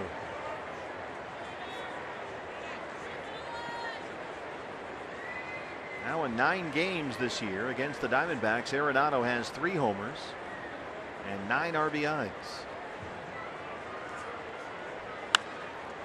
It's this up in the air for Brandon Drury.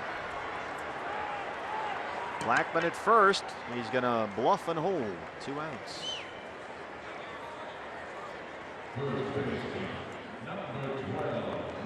Brings up Mark Reynolds, who had an RBI single in the third. He's also struck out twice.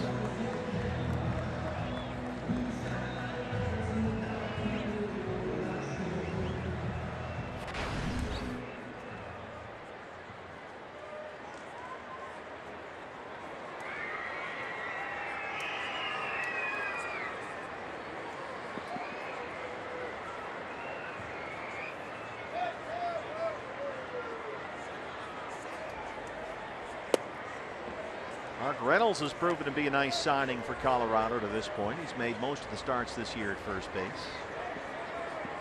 He was out there on the open market. He said he thought the Rockies were his best chance of having a rebound year, trying to get some at-bats at this altitude. And he hasn't hit a ton of home runs. He's only got 2, but the batting average is way up there. I get the feeling as often as Mark Reynolds puts the ball in the air in this ballpark, he will get his home runs. I don't think there's any doubt about that. He has swung the bat very well lately. Last 18 games, he's hitting nearly 380.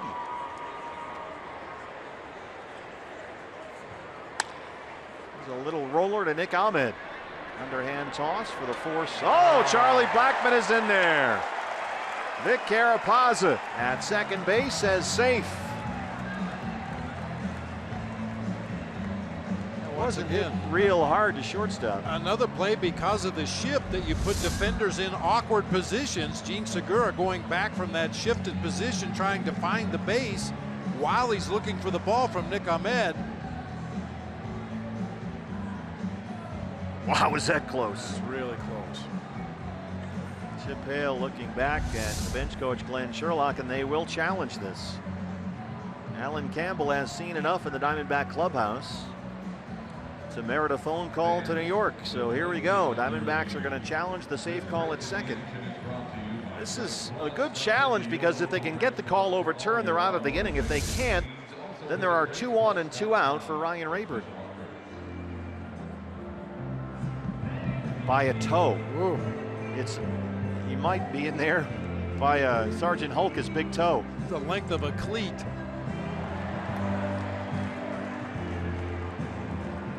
I think obviously we've seen that play many times. To end the inning, the shortstop fields a ground ball and tosses onto the second baseman covering to get that force and go on back into the dugout. But because of the pull shift, Segura was approaching the bag from an awkward angle.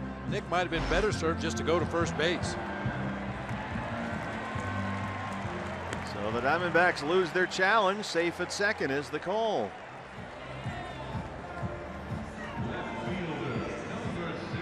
And that'll put 2 on for Rayburn, who was 0 for 3.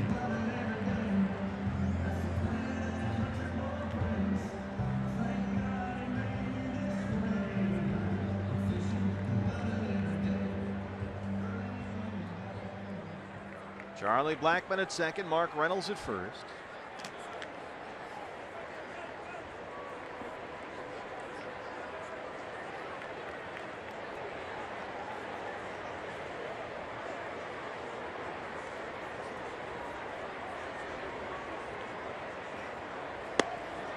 Inside for ball 1.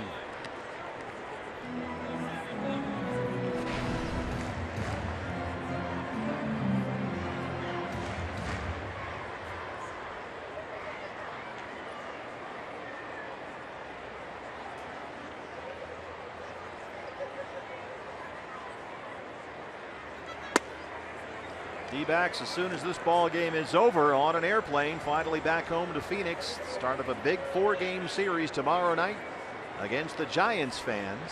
Zach Greinke and Johnny Cueto. dbacks.com/tickets. And another great one Friday, Shelby Miller and Jeff Samardzija. That all starts tomorrow night. We'll see you at Chase Field. Giants playing the Blue Jays this afternoon. Marcus Stroman pitching for the Jays. Madison Bumgarner for the Giants. And Dodgers and Mets play later this evening. Kenta Maeda against Noah Syndergaard. D-backs beginning play today, only 1 game behind the Dodgers for the NL West lead. Looking for their 6th win in a row, but they trail at 5-1. Marshall behind on Rayburn, 3-0. That's out of play. What's next brought to you by CenturyLink. Look at the pitching matchups for that Giants series. Hard to start better than that. Cueto, Greinke, Samardzija, Miller. dbacks.com/tickets, and we'll see you at the ballpark. Patrick Corbin and Jake Peavy Saturday. Ruby back out there Sunday against Matt Cain. How about Cain 0-5, Peavy 1-4? They got some problems at the back end in San Francisco. This is headed toward the right center field gap. Chris Owings won't get there. It drops in. Blackmon scores. They will wave Reynolds. They got a shot at him at home plate. Here's the throw. It's offline. 7-1 Rockies.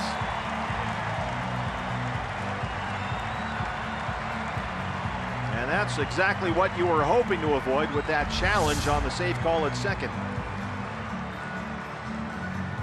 Down and gets a fastball, drives it to that gap in right center field, and with 2 outs in the inning, everybody's running on contact. Blackmon will score easily from second base, and Reynolds comes all the way around from first. 2-run double for Ryan Rayburn.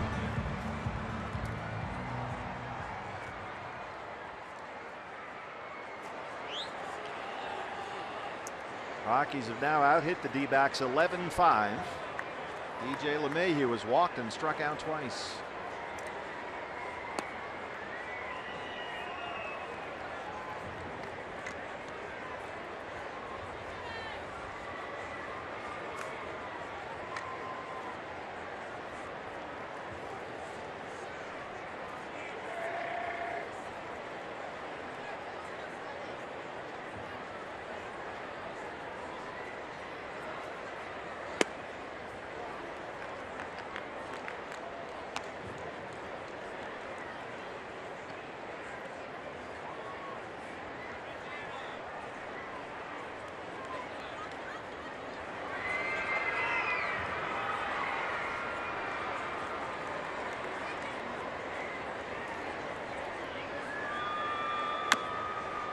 Chop to third, short hop for Lamb. Nice scoop by Jake, and he throws him out.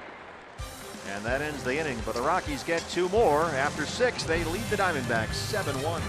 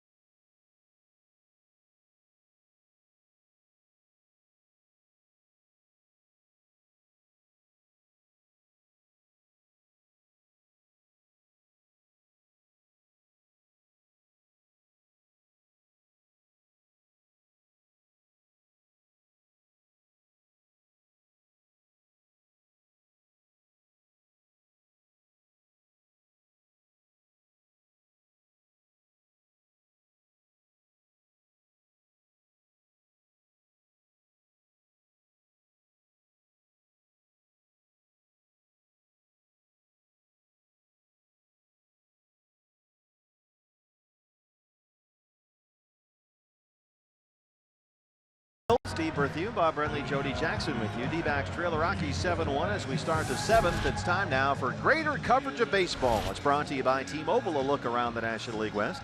D-backs only a game off the division lead at the start of play today. The Padres and the Cubbies 7-4. Brett Wallace, a home run for San Diego, a 3-run shot. And they'll play another one later today. Giants are hosting the Blue Jays right now. Giants come into Chase Field tomorrow night.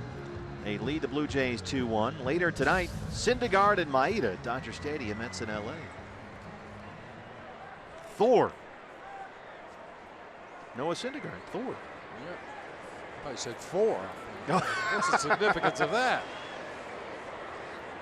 I'll take a 4-run 7th. How about right now? I'll take that.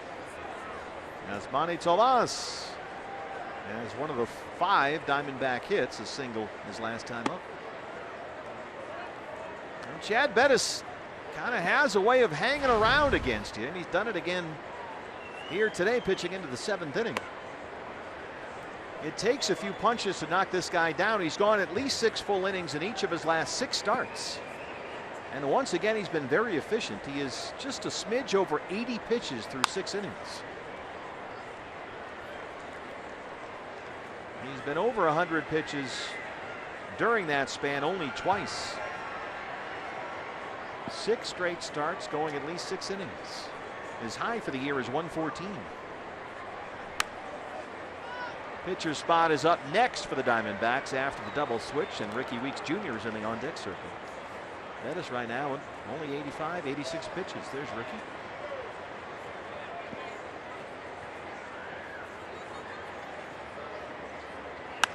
Base hit, Yasmani bangs it into center. He's 2 for 3. Need some base runners here.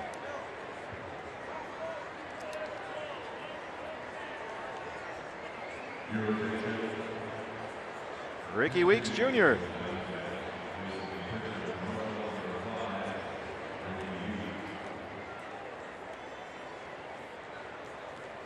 That's what the old card looks like in the dugout.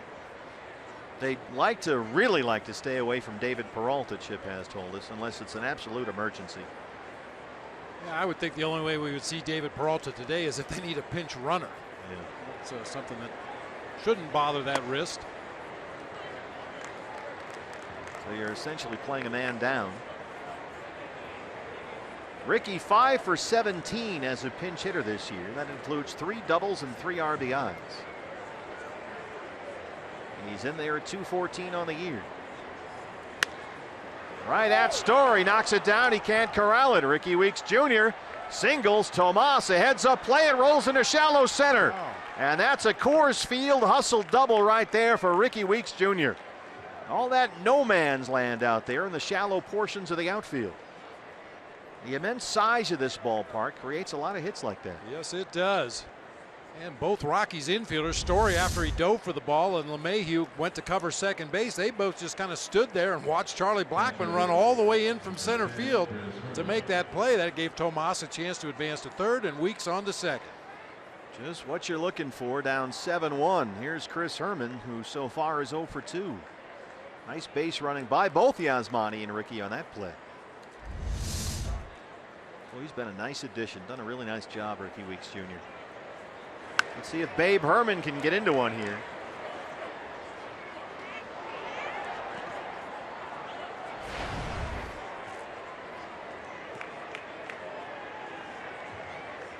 Last 9 games for Chris, hitting .370 with 4 homers and 11 RBIs. Rockies have the shift on. They overload the right-hand side. Good take right there. A ball and a strike.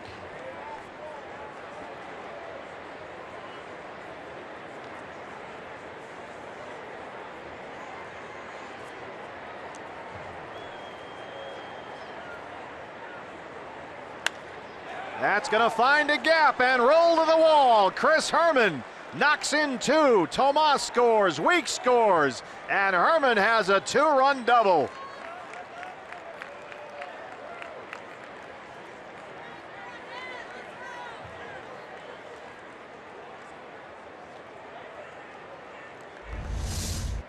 You can't stop him. You can only hope to slow him down. The Babe. He goes down and gets a cutter down below knee level and hooks it back to that gap in right center field. That aggressive base running by the Diamondbacks, the first 2 hitters in this inning, gave Herman a chance to drive in 2 with that ball in the gap. Chris Herman, Steve Foster, the pitching coach, will pay a mound visit now. What an addition he has been. Let's go down to Jody. Talked a lot about the addition of Chris Herman, Dave Stewart picking him up in the offseason, but one thing I was talking to Chris about today is he was saying he's not a guy that likes to show a lot of emotion. Part of that was being with the Twins organization. That's kind of their style, but he's really having a lot of fun right now. In fact, more than he's ever had in his career, he said, whether it's driving the bus or what we just saw from him, the big smile. In fact, after he hit that big homer at Chase, he said a fan actually said the best thing about that home run, and it was great, was just to see you smiling coming around the bases. He's been all smiles lately, that's for sure. Here's Chris Owings, a roller to second. LeMahieu has it, and Herman moves into third. Well, we like to call him Babe Herman because back in the day of the Brooklyn Robins, Babe Herman was a left-hand hitter who played some right field and was one of the most feared power hitters in the game. So we've adopted the Babe nickname for Chris Herman. Seems to fit. And the more we call him Babe, the more he hits, it seems, so we'll have to keep it up. Here comes Babe Ahmed. Exactly. Doubled and scored his last time up. We'll call them all Babe if that's what it takes. Exactly. I got you, Babe. They say our love won't pay the rent. Ahmed came into the ball game midway through after a double switch, so he's 1 for 1.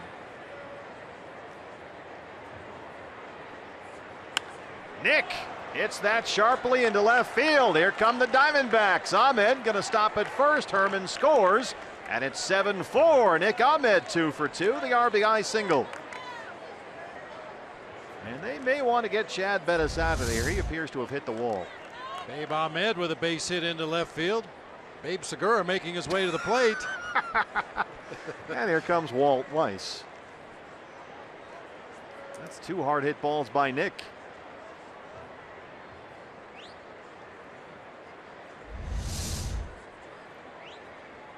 The first 4 of the first 5 D-backs hitters in this inning have base hits. Don't go anywhere. It's a Coors Field ball game. D-backs back within 3.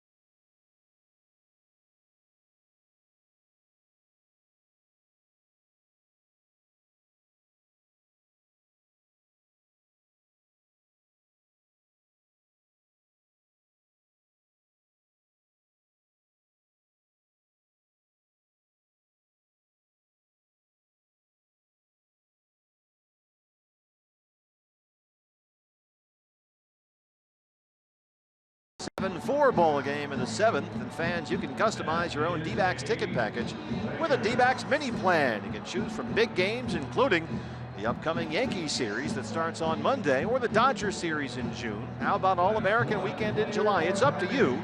You can customize your own plan. Join the evolution. Get your tickets now at dbacks.com, and we'll see you at the ballpark. This thing's getting awfully exciting here. Changes for the Rockies.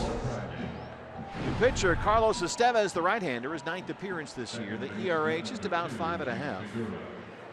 Carlos Gonzalez will check in. He'll take over in right field, and Gerardo Parra goes from right to left, replacing Ryan Rayburn. So the pitcher spot is now 5th in the Rockies order. Gonzalez will bat 9th. Here's Segura.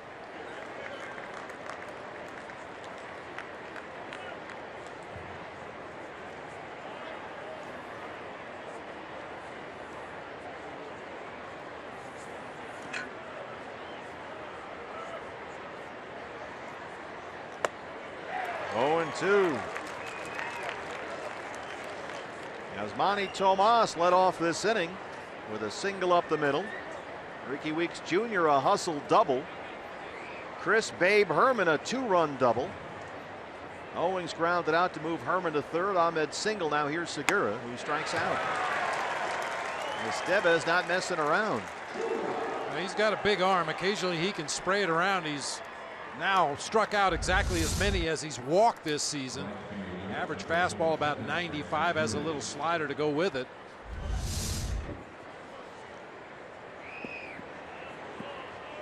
Brandon Drury lined out to shortstop his last time up as Trevor Story jumped up and snagged what would have been a certain RBI double.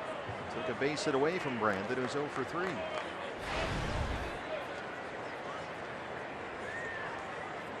You notice when Estevez came into the ballgame, they played the Wild Thing song because Charlie Sheen played Ricky Wild Thing Vaughn in the movie Major League, and he's kind of an Estevez, and so I get you. I thought it was more just the fact that he was wild. Well, it is there. 2 birds, 1 stone. 2-0 on Drury.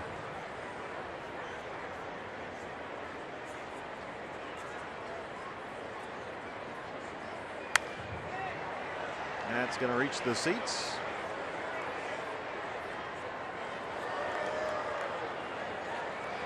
Diamondbacks trying to get back in this. They're back within 3 now with 9 hits.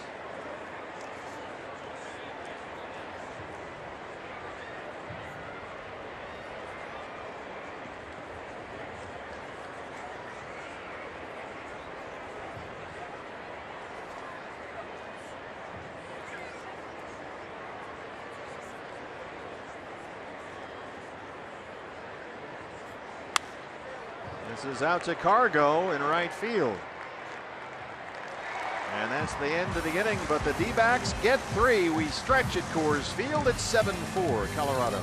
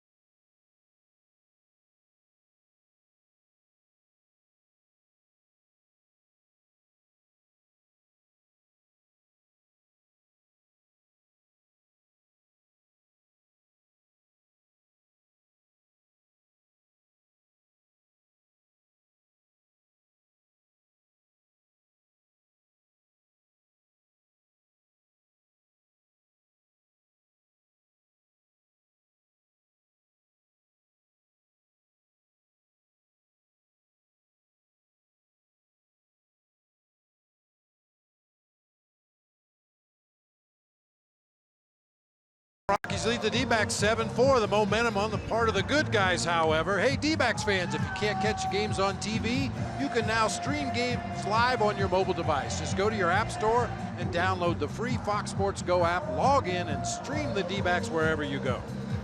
This game's starting to get a little Coors Field-y.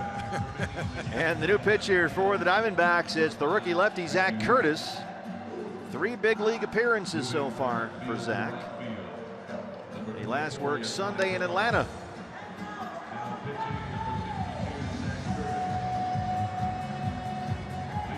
So far, 1 hit, 2 walks, 3 strikeouts in 2 2/3. Up here from A-ball of Visalia Rawhide, where he was pitching for J.R. House down there. Now here he is in the big league. Some defensive changes behind him. Brandon Drury has come out of the ball game after Brandon made the last out at the top of the inning. Yasmani Tomas will move from left field over to right field, replacing Drury, and Ricky Weeks Jr., who pinch hit that last inning, will take over in left. So here we go. Gerardo Parra 3 for 3, a double, 2 singles. He has scored a run. He'll lead off the Rockies 7th against Zach Curtis.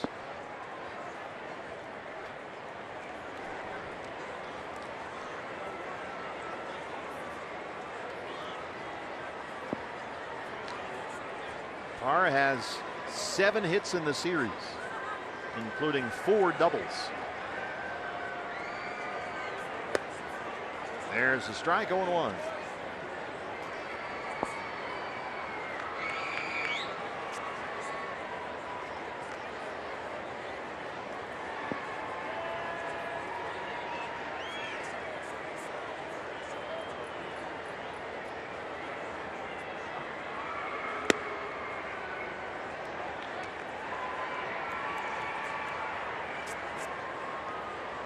What have you seen so far from young Zach Curtis?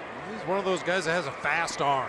You know, obviously his size, some people would say work against him. I think it really helps him. His release point is so much lower than your average pitcher at the major league level. Really kind of sneaks up on you. Fastball, very explosive when he keeps it down in the zone. Showing a good slider. 5'9", 192. He's 23 years old. He'll be 24 in July.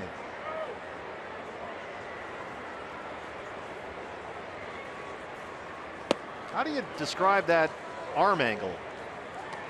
Is it crossfire? It's not conventional, certainly. He does throw across his body a little bit. I'd probably call it low 3/4. You know, occasionally he'll get his arm a little bit higher, get a little more cutting action on his fastball, but generally he's around low 3/4.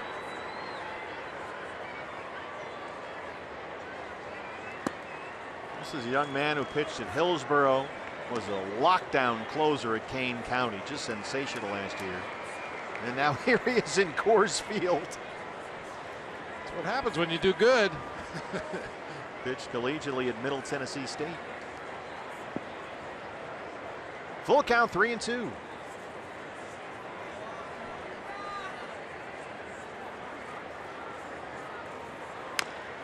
There's a high chopper to Segura at second base, and they finally retire Parra.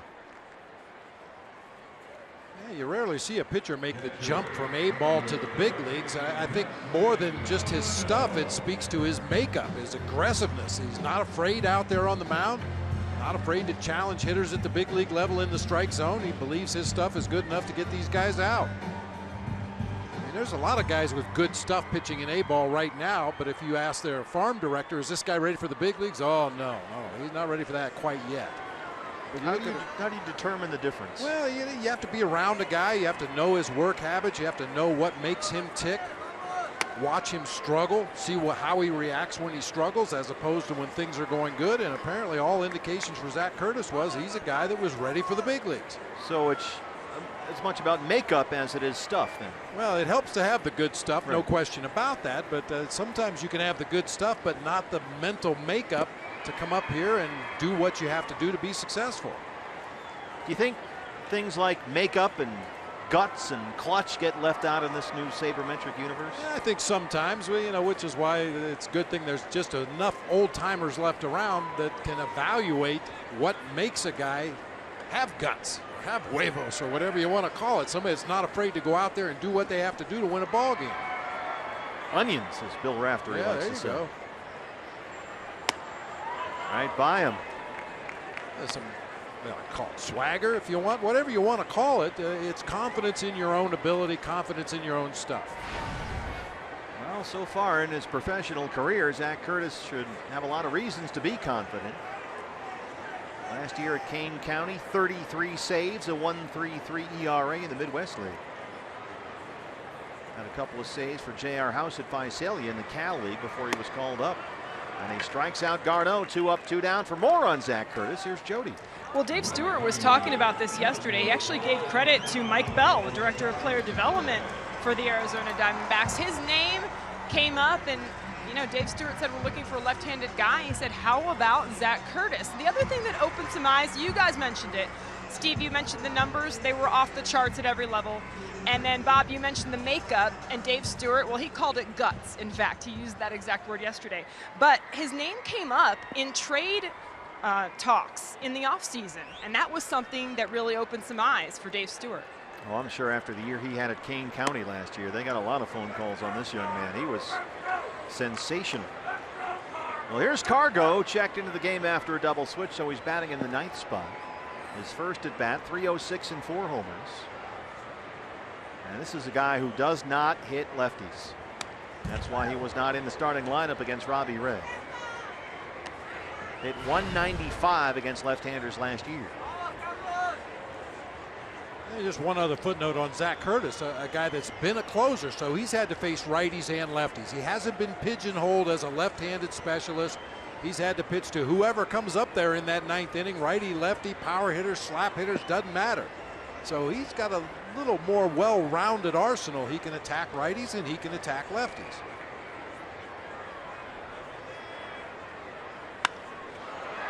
Center field, CO hesitates, comes in a bit. And nice job, Zach Curtis. Coors Field's nothing. 1, 2, 3. D-backs down 3.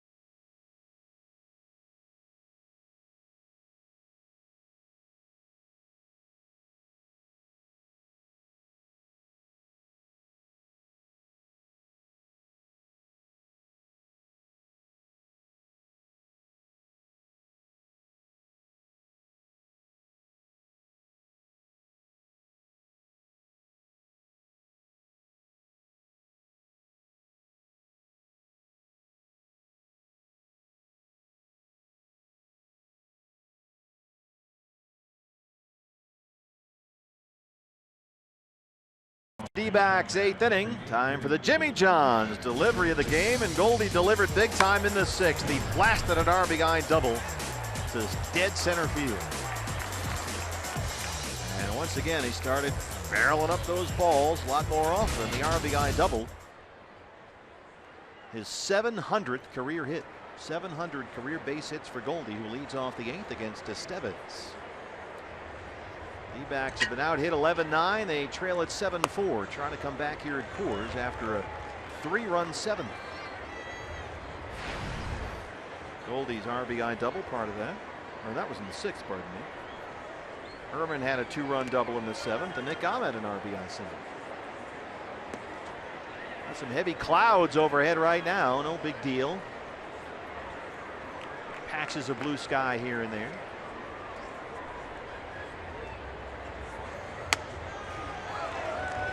96, a little hesitant there from Goldie.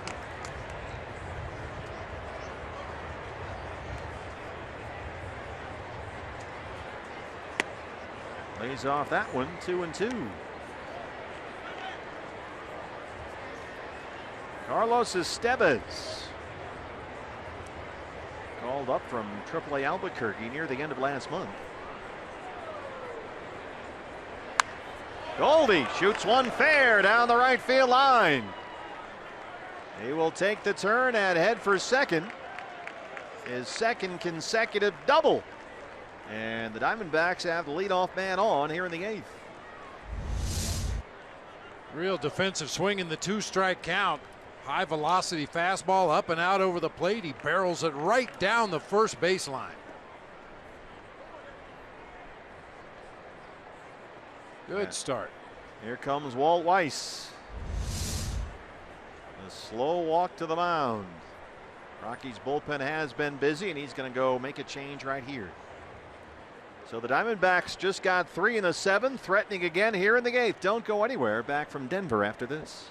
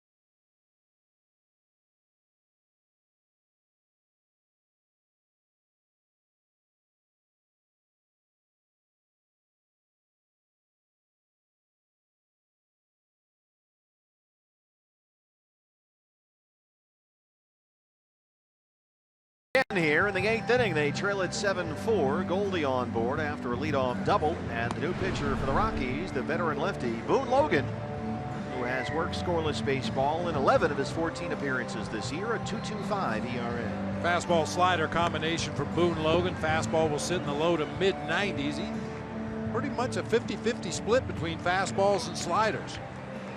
Well, Jake Lamb going to get a big at bat right here against a left-hander. The Rockies will put the shift on. They took away 2 base hits from Jake last night with this overshift. He's up there with Goldie at second after the leadoff double. Jake so far 0 for 3, has struck out twice.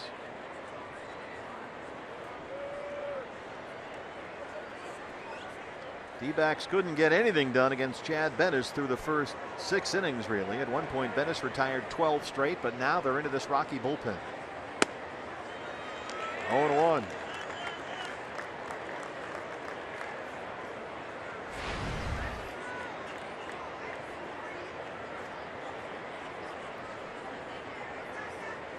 Story, the shortstop, on the first base side of second, right behind second base umpire Vic Carapazza.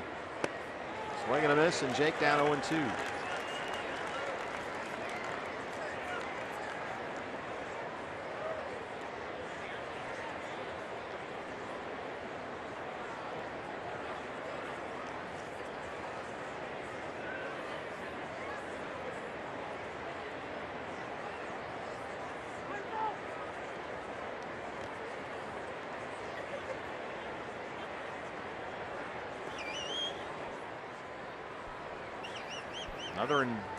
Another veteran reliever out there for the Rockies. That's the right-hander Chad Qualls. 1-2 on Lamb.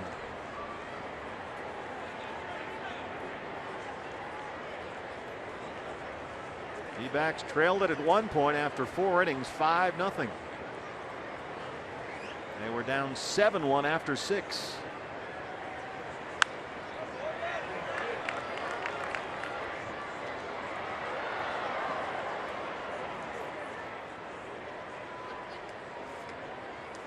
And once again trying to use the Rockies' home ballpark against them. Colorado has lost 7 straight here. 7 straight home losses, only the second time in their 22 seasons in this ballpark that's happened. And this one threatening to get away from them again. 1-2 to Lamb. 2-2. Boy, that is barely a stop out there by Boone Logan. The last 2 pitches he very nearly balked. I think Paul Goldschmidt's talking to second base umpire Vic Carapazza about that very fact. Spikes this slider in the dirt out there. Garneau, nice job to block it and keep it in the vicinity. He's got to come set, right? Yeah, there has to be some kind of a pause. It used to be a full second. It's not that anymore, but you do have to come to a discernible stop.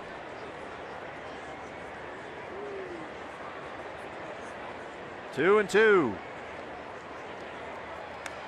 Just did get a piece. That time a check on the runner, so he came to a very distinctive stop that time. But on the 2 previous pitches, just looking at home the whole way, went into his set position and just kind of glided right into his delivery.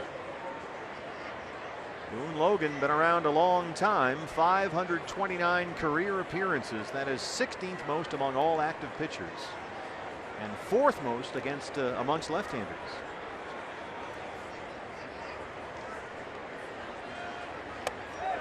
He's worked it full on Jake Lamb. 3-2. As Manny Tomas on deck. Ricky Weeks after that. Jake down. 0-2 is pulled to Goldie. The count is full.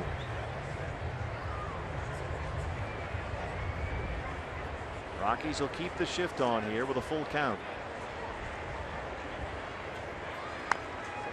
There's a little tapper back to the mound. Logan almost threw it away. Goldie advances to third. That's the first out in the 8th.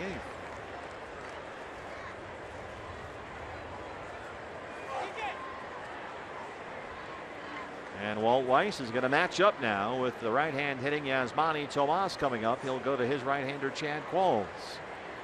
Another pitching change at Coors Field. Back right after this.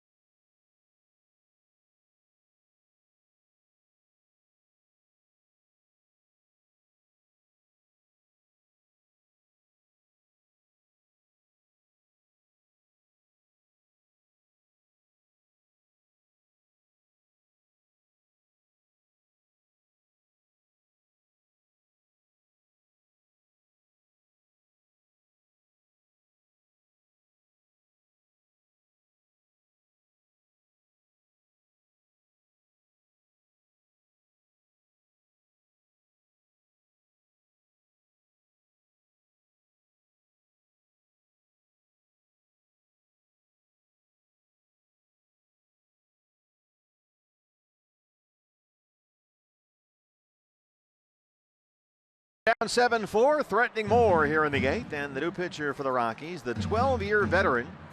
His first season in Colorado, his 9th different team. It's the former Diamondback Chad Qualls, who has pitched really well lately out of this Colorado bullpen.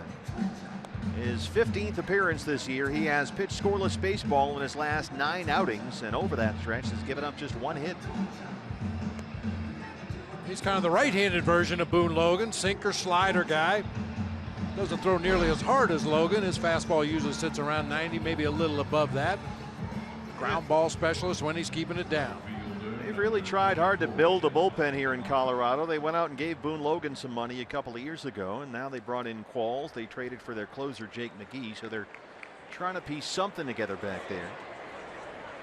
Diamondbacks down 7-4, 1 out, 8th inning. Goldie at third after a leadoff double. 1 away for Yasmani Tomas. Tomas has singled his last 2 times up.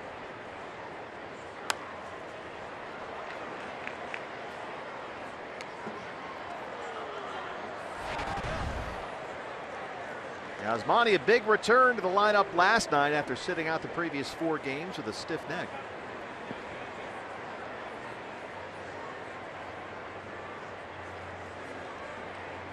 On base 4 times, 3 hits and a walk. He doubled, scored a run. His second multi-hit game on this road trip after he sat out the entire series in Atlanta over the weekend.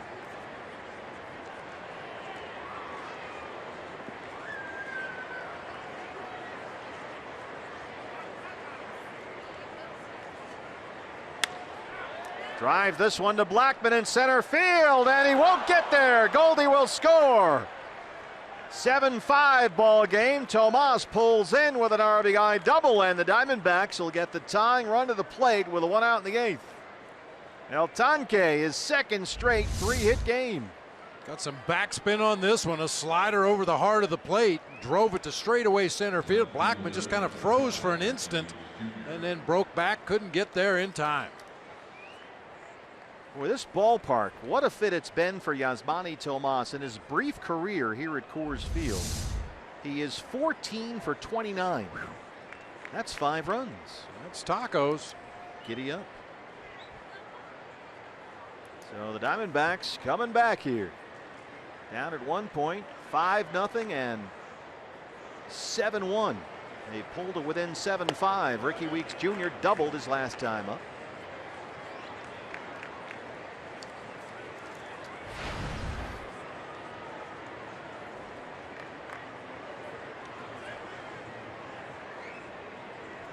Each team now with 11 hits. Boy, that one got Dustin Garneau back there. 1-1 count on Weeks Jr.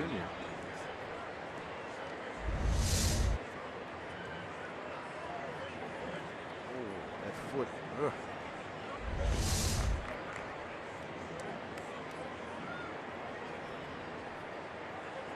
You see those extensions on the shin guards to reach out there and cover the toe. I wish I would have had those.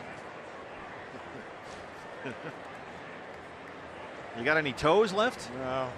Not really. 1-1.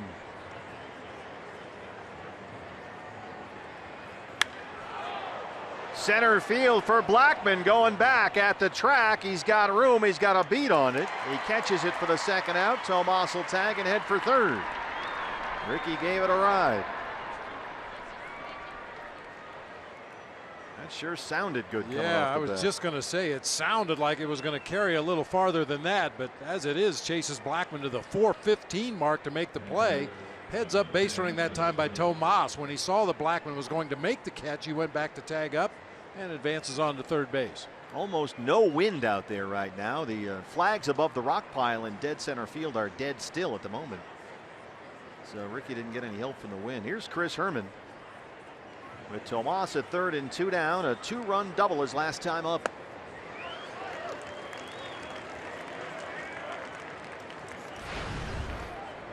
Take a lousy single right here. You betcha.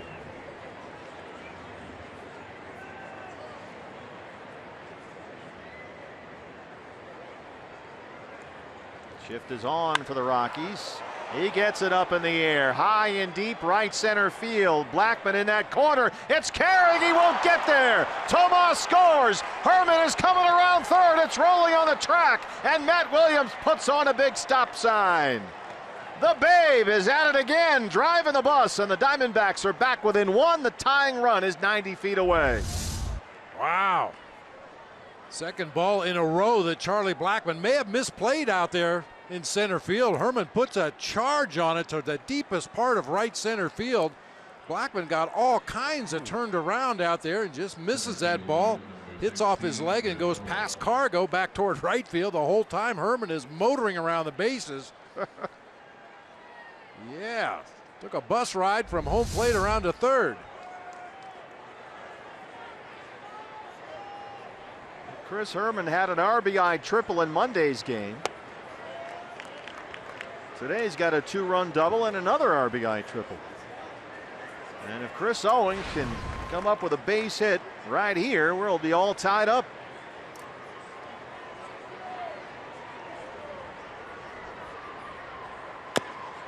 Over the mound. down. Here comes LeMahieu. He's got to hurry. CO beats it out. Tie ball game. Herman scores.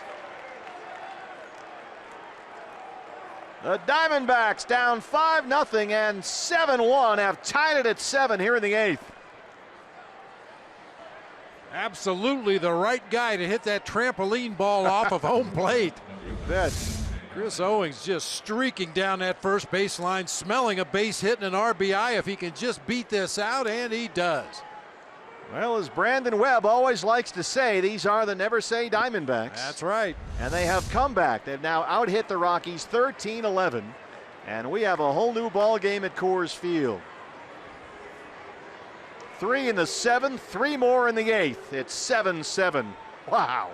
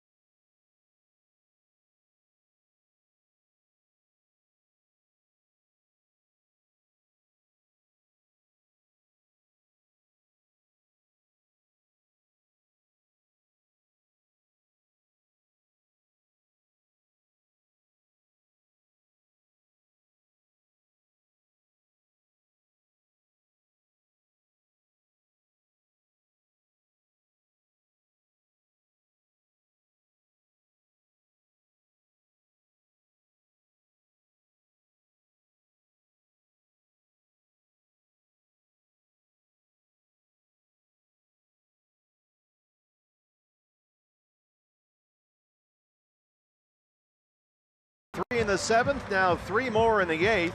In this inning alone, they have a Goldie double, a Tomas double, a Herman triple, a big infield single by Chris Owings. And this is what Walt Weiss's card is looking right. He's looking like he's starting to run out of guys here. Yeah, he thought he had this set up well to go with his A relievers to finish this one out, but it kind of backfired on him today. Boone Logan came in to get the one out of Jake Lamb, but then Chad Qualls got blown up there. 3 hits in the 4 batters he faced. Gonzalez Herman, who gave up Goldie's moonshot home run last night, is back in there today. His 10th appearance at 2.70 ERA. 2 outs and Owings, the runner at first. Here's Nick Ahmed, who was 2 for 2, a double, an RBI single. He scored a run.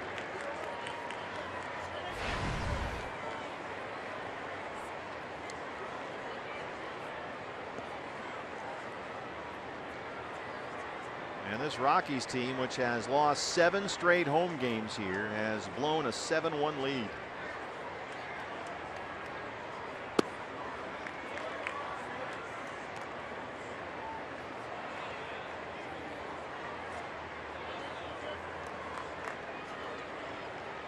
It was 5-0, then it was 7-1. 3 in the 7th, now 3 more in the 8th.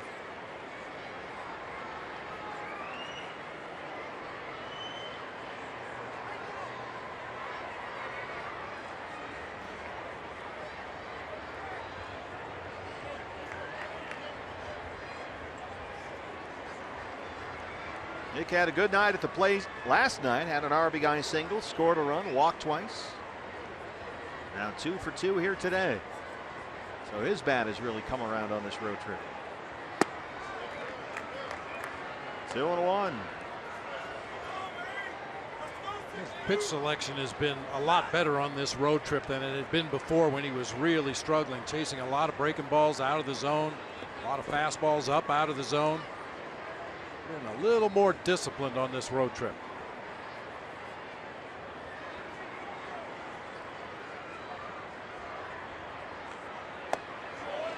He's off that one. 3 balls and a strike.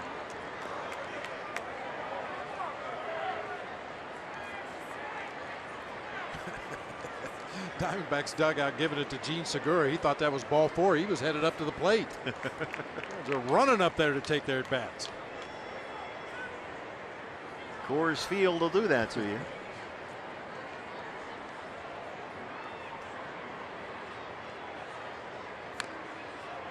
Three and two on Nick.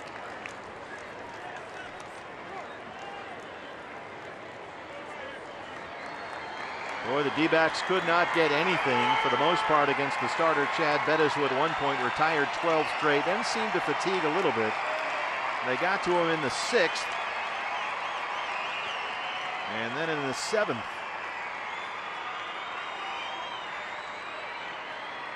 Walt Weiss tried to avoid going to the bullpen as best he could, and we found out why. 3-2. Here goes CO. Swing and a miss. Ahmed strikes out, but the Diamondbacks put up 3 more. And as we head to the home half of the 8th inning, it's a brand new ball game at Coors Field. Diamondbacks going for the 3-game sweep. They have come back to tie it at 7.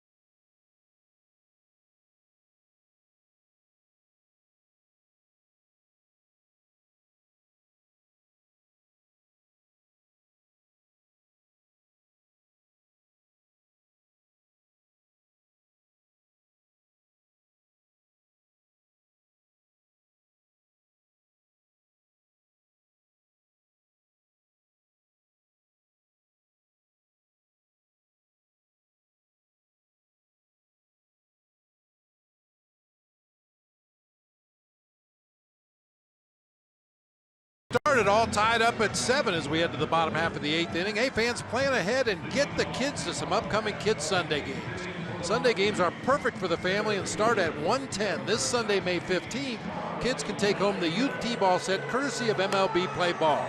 And this year's back-to-school game is July 17th. Be here to take home the one-of-a-kind backpack featuring the new uniform teal courtesy of Smile Generation. Get tickets at dbacks.com. Bottom 8 here in what is now a 7-7 ball game, and the new pitcher for the Diamondbacks, the veteran right-hander Tyler Clippard, with 15 appearances this season, gave up 3 hits and a balk in his last appearance. That was Monday here at Coors Field, but only 4 runs allowed in 15 innings. A 2.40 ERA. A work to the top of the order. Charlie Blackmon will lead it off. Blackmon with 3 hits, a home run and 2 singles. He has knocked in 3 and scored 3 times.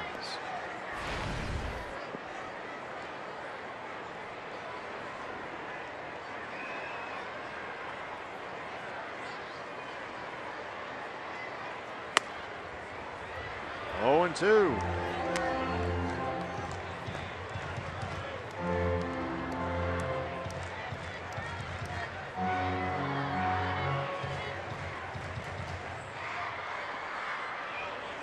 Blackmon hot right now. He's hit in 9 straight. 13 hits during that 9-game streak, including 3 doubles and 2 home runs. I see the St. Louis Blues have a fan back there. I'm told they have a Game 7 tonight. In fact, there are 2 Blues fans. What sport is that? I'm not sure. Lacrosse? He's got a Chris Pronger jersey, or sweater, as I should say. I don't want Todd Walsh to get mad at me. The fly ball to center. CO came in. It's drifting on him, still drifting, and he runs it down. Chris was coming in on that ball. It did get up in some wind, which has started blowing hard now across the field, right to left, and it carried the ball that way on him. Speed. It's a wonderful asset for an outfielder. That was not blowing at all just a few minutes ago, but now it's gusting pretty good up there. And here's Trevor Story. Story in the third, singled, stole a base, and scored a run. He's 1 for 4. He leads the National League in strikeouts, and he struck out once back in the 4th inning. And that's a lot of strikeouts for a young career. Little check swing roller, that'll work. Right to Goldie. Excuse me, that's out number 2. They'll take it.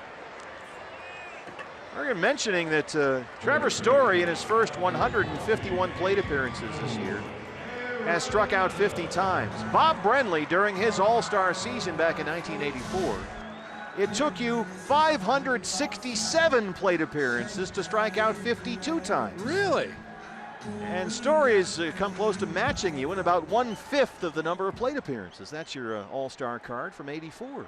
Can I renegotiate retroactively? Well, we'll get back to you on that. The great Dan Hyatt doing some research work on that one. Here's Nolan Arenado, who has singled, walked, and doubled. He's got an RBI.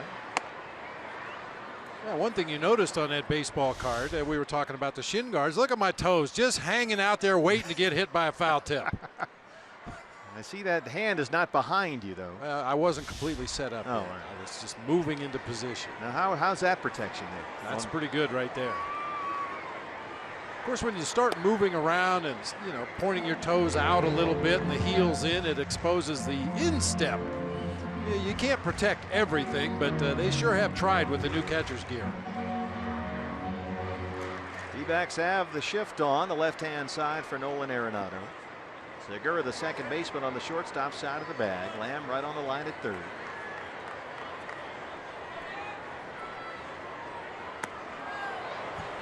How's that changeup looking? Wow. That's one of the more awkward swings you'll ever see Nolan Arenado take. That's how Tyler Clippard gets you out. Fastball changeup.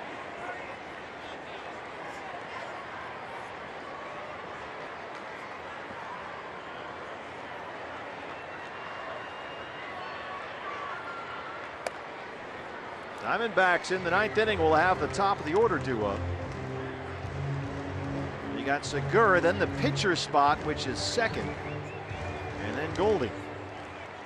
And the only guys on the bench left are David Peralta, who they absolutely want to stay away from with that bad wrist, and Wellington Castillo, who's the only other catcher. 2-2. This one is belted deep left field corner. And gone. Nolan Arenado, the major league leader. That's his 13th, and it's 8-7 Rockies.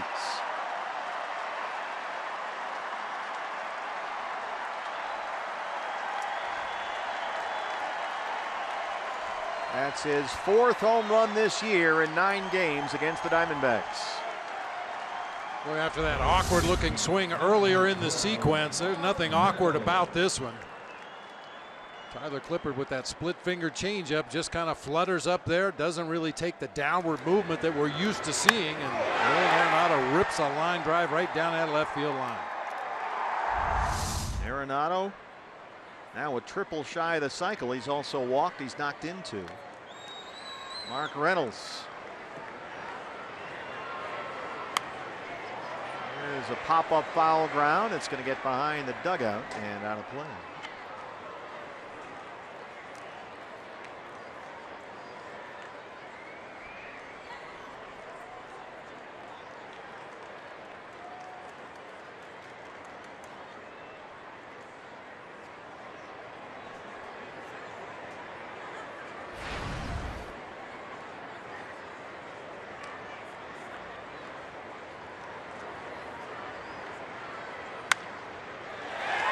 Away from the shift, and it rolls into right center. Reynolds' second hit today.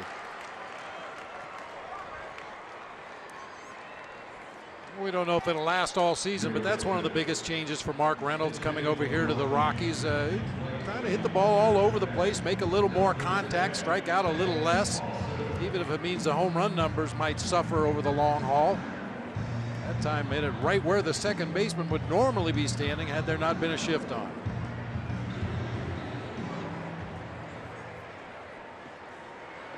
Starting to get some trickle-down raindrops here. And they'll head for cover behind the Rocky dugout.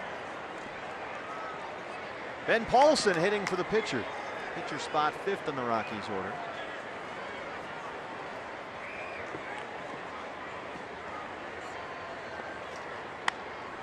He rolls that one away from the shift. Reynolds will stop at second.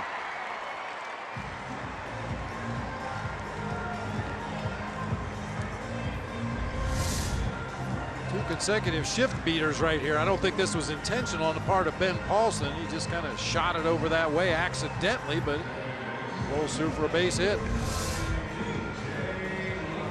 Brings up DJ LeMahieu. 2 on, 2 out, a run in on the Arenado homer. LeMahieu is 0 for 3. He has walked and struck out twice.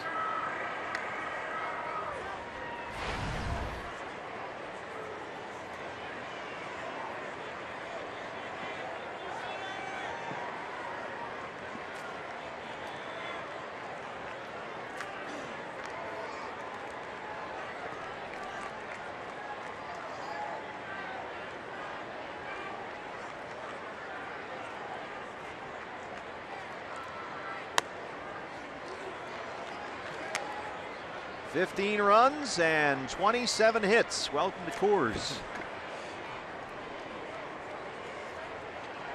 Reynolds at second, Paulson at first.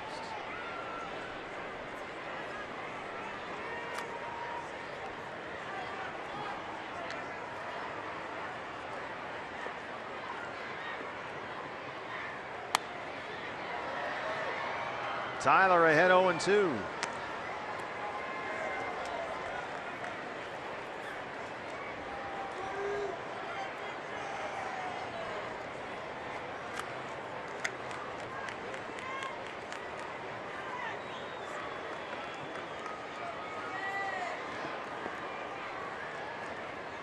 Rockies have their closer warming up in the bullpen, the left-hander Jake McGee.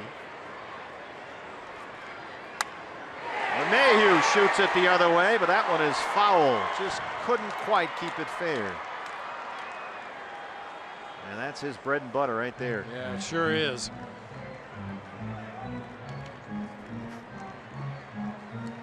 LeMahieu is so accustomed to hitting that ball down that right field line. He had a little body English that time as he came out of the batter's box and started down the line. He ended up way over on the infield there trying to wish that ball fair. That's a reverse Pudge Fisk right there.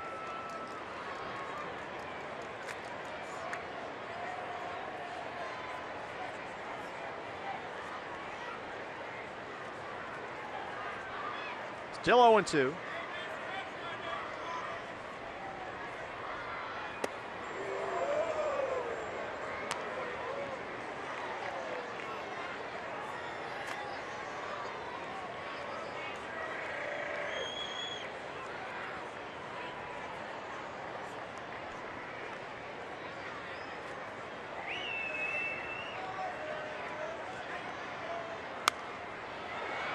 This is close to the seats. Goldie will give it a look, and it's out of play.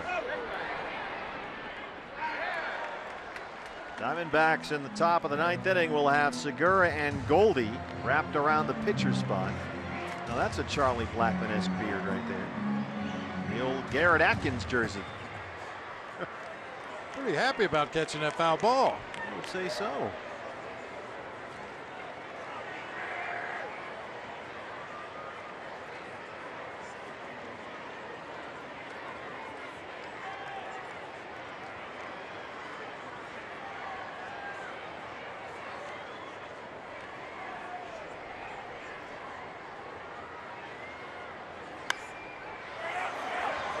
Playable for Herman. Rockies strand two, but they get a big one on the Arenado homer. Ninth inning on the way. Diamondbacks down one.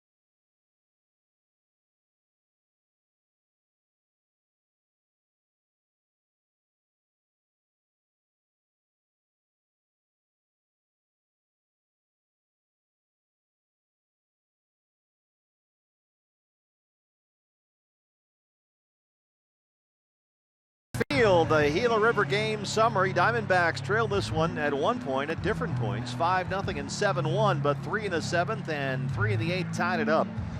Nolan Arenado, a solo homer with 2 outs in the home half, has made it 8-7 Rockies, and now here we are with the Rockies closer on to start the 9th inning.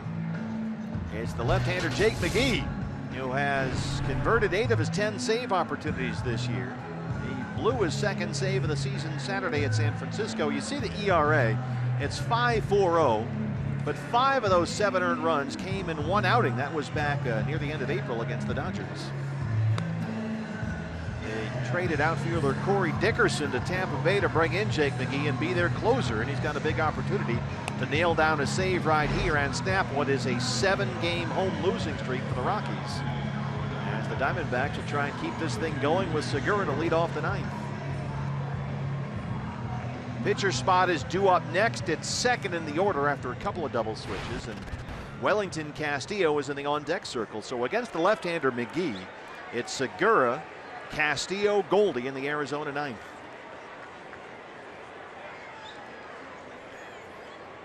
Segura doubled to lead off the ball game. He's 1 for 4.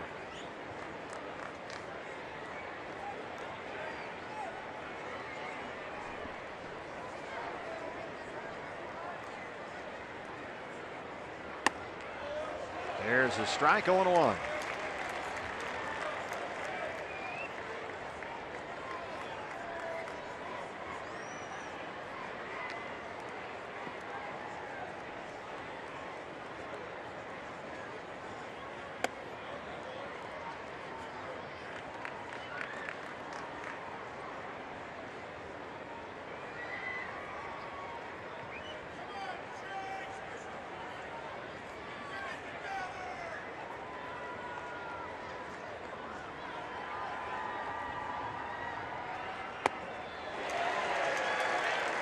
One and two. McGee throws hard, low to mid-90s, but he's very fluid with his delivery. This is one of those guys where hitters say the ball seems to jump on him. Doesn't look like he's exerting a lot of effort out there, but the ball really explodes out of his hand. Arno can't corral the foul tip, and Segura stays alive.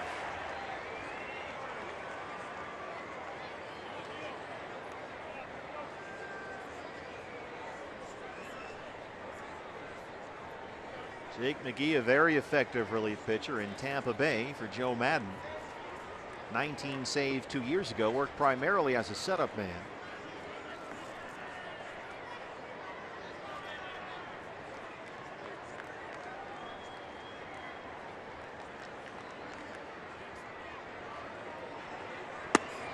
Missed inside at 95, and it's 2 balls and 2 strikes on Gene Segura with Wellington Castillo on deck.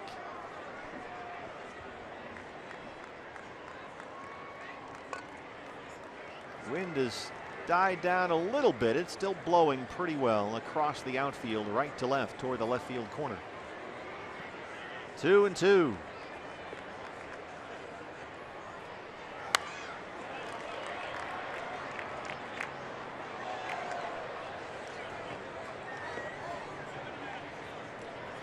Segura with his first inning double, leading the major leagues in hits. He's got 50 on the year and 3 hits last night. He's hit safely in 9 straight.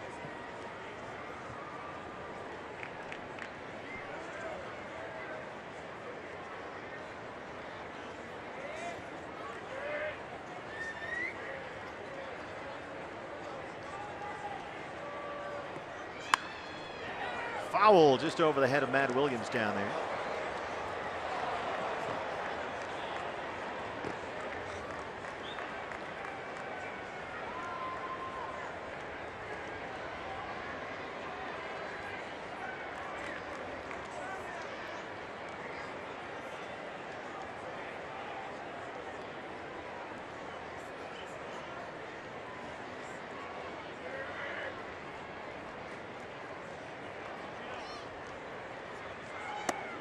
Got him.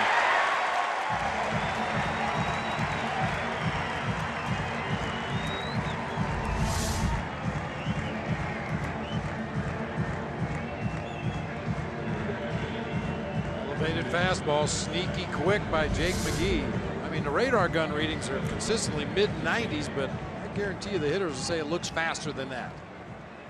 Too fast for Segura that time. Here's Wellington Castillo to hit in the pitcher's spot. 317 and 7 homers.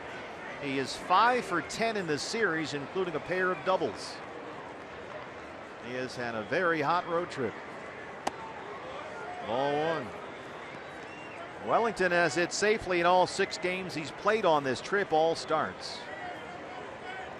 11 hits and 7 RBIs in those 6 games on the trip.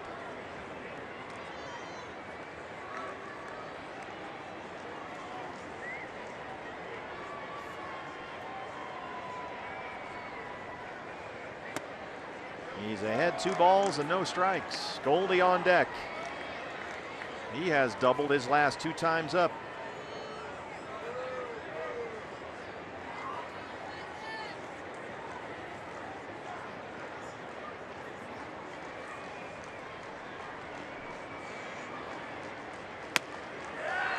That's a strike, 2-1.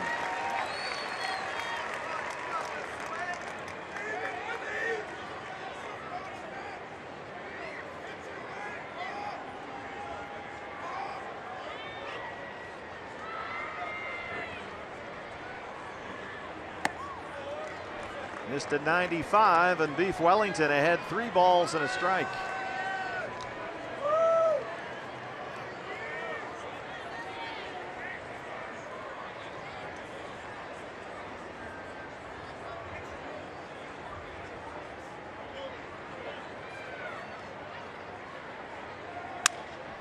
Broken bat. It backs up Parra. He just missed it. He just missed it. You're going to hear the bat shatter up here. A good approach, got a good pitch to hit right there, something he was looking for. Put a good swing on it, just got down near that trademark enough to take some of the sting out of it, and it died on that warning track. So it's up to Goldie, an RBI double in the 6th. He doubled and scored his last time up in the 8th, 2 for 4.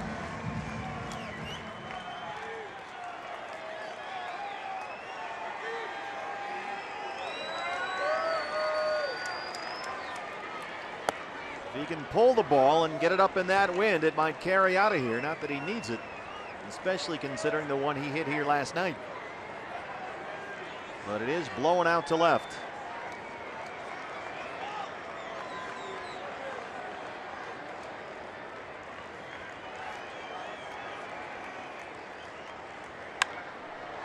He got it up in that wind. Parra is going to come in, though.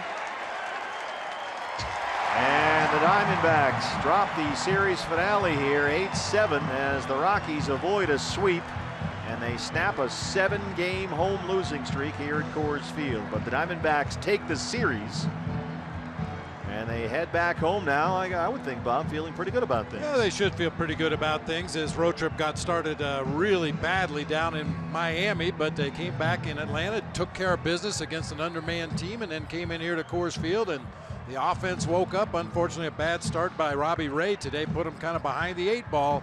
Had to come back all day long. So they finished 5-4 on the 9-game road trip. All things considered, you'll take that. 8-7 the final here as they can't close out the sweep, but now it's back home to start a big homestand against the Giants and the Yankees. San Fran in for the first of 4 tomorrow with Greinke against Cueto. D-Backs Live, presented by CenturyLink, is next. Reaction from the clubhouse. Much more from Coors Field on the way on Fox Sports Arizona. D-Backs drop the finale here, 8-7. Back with much more coming up next.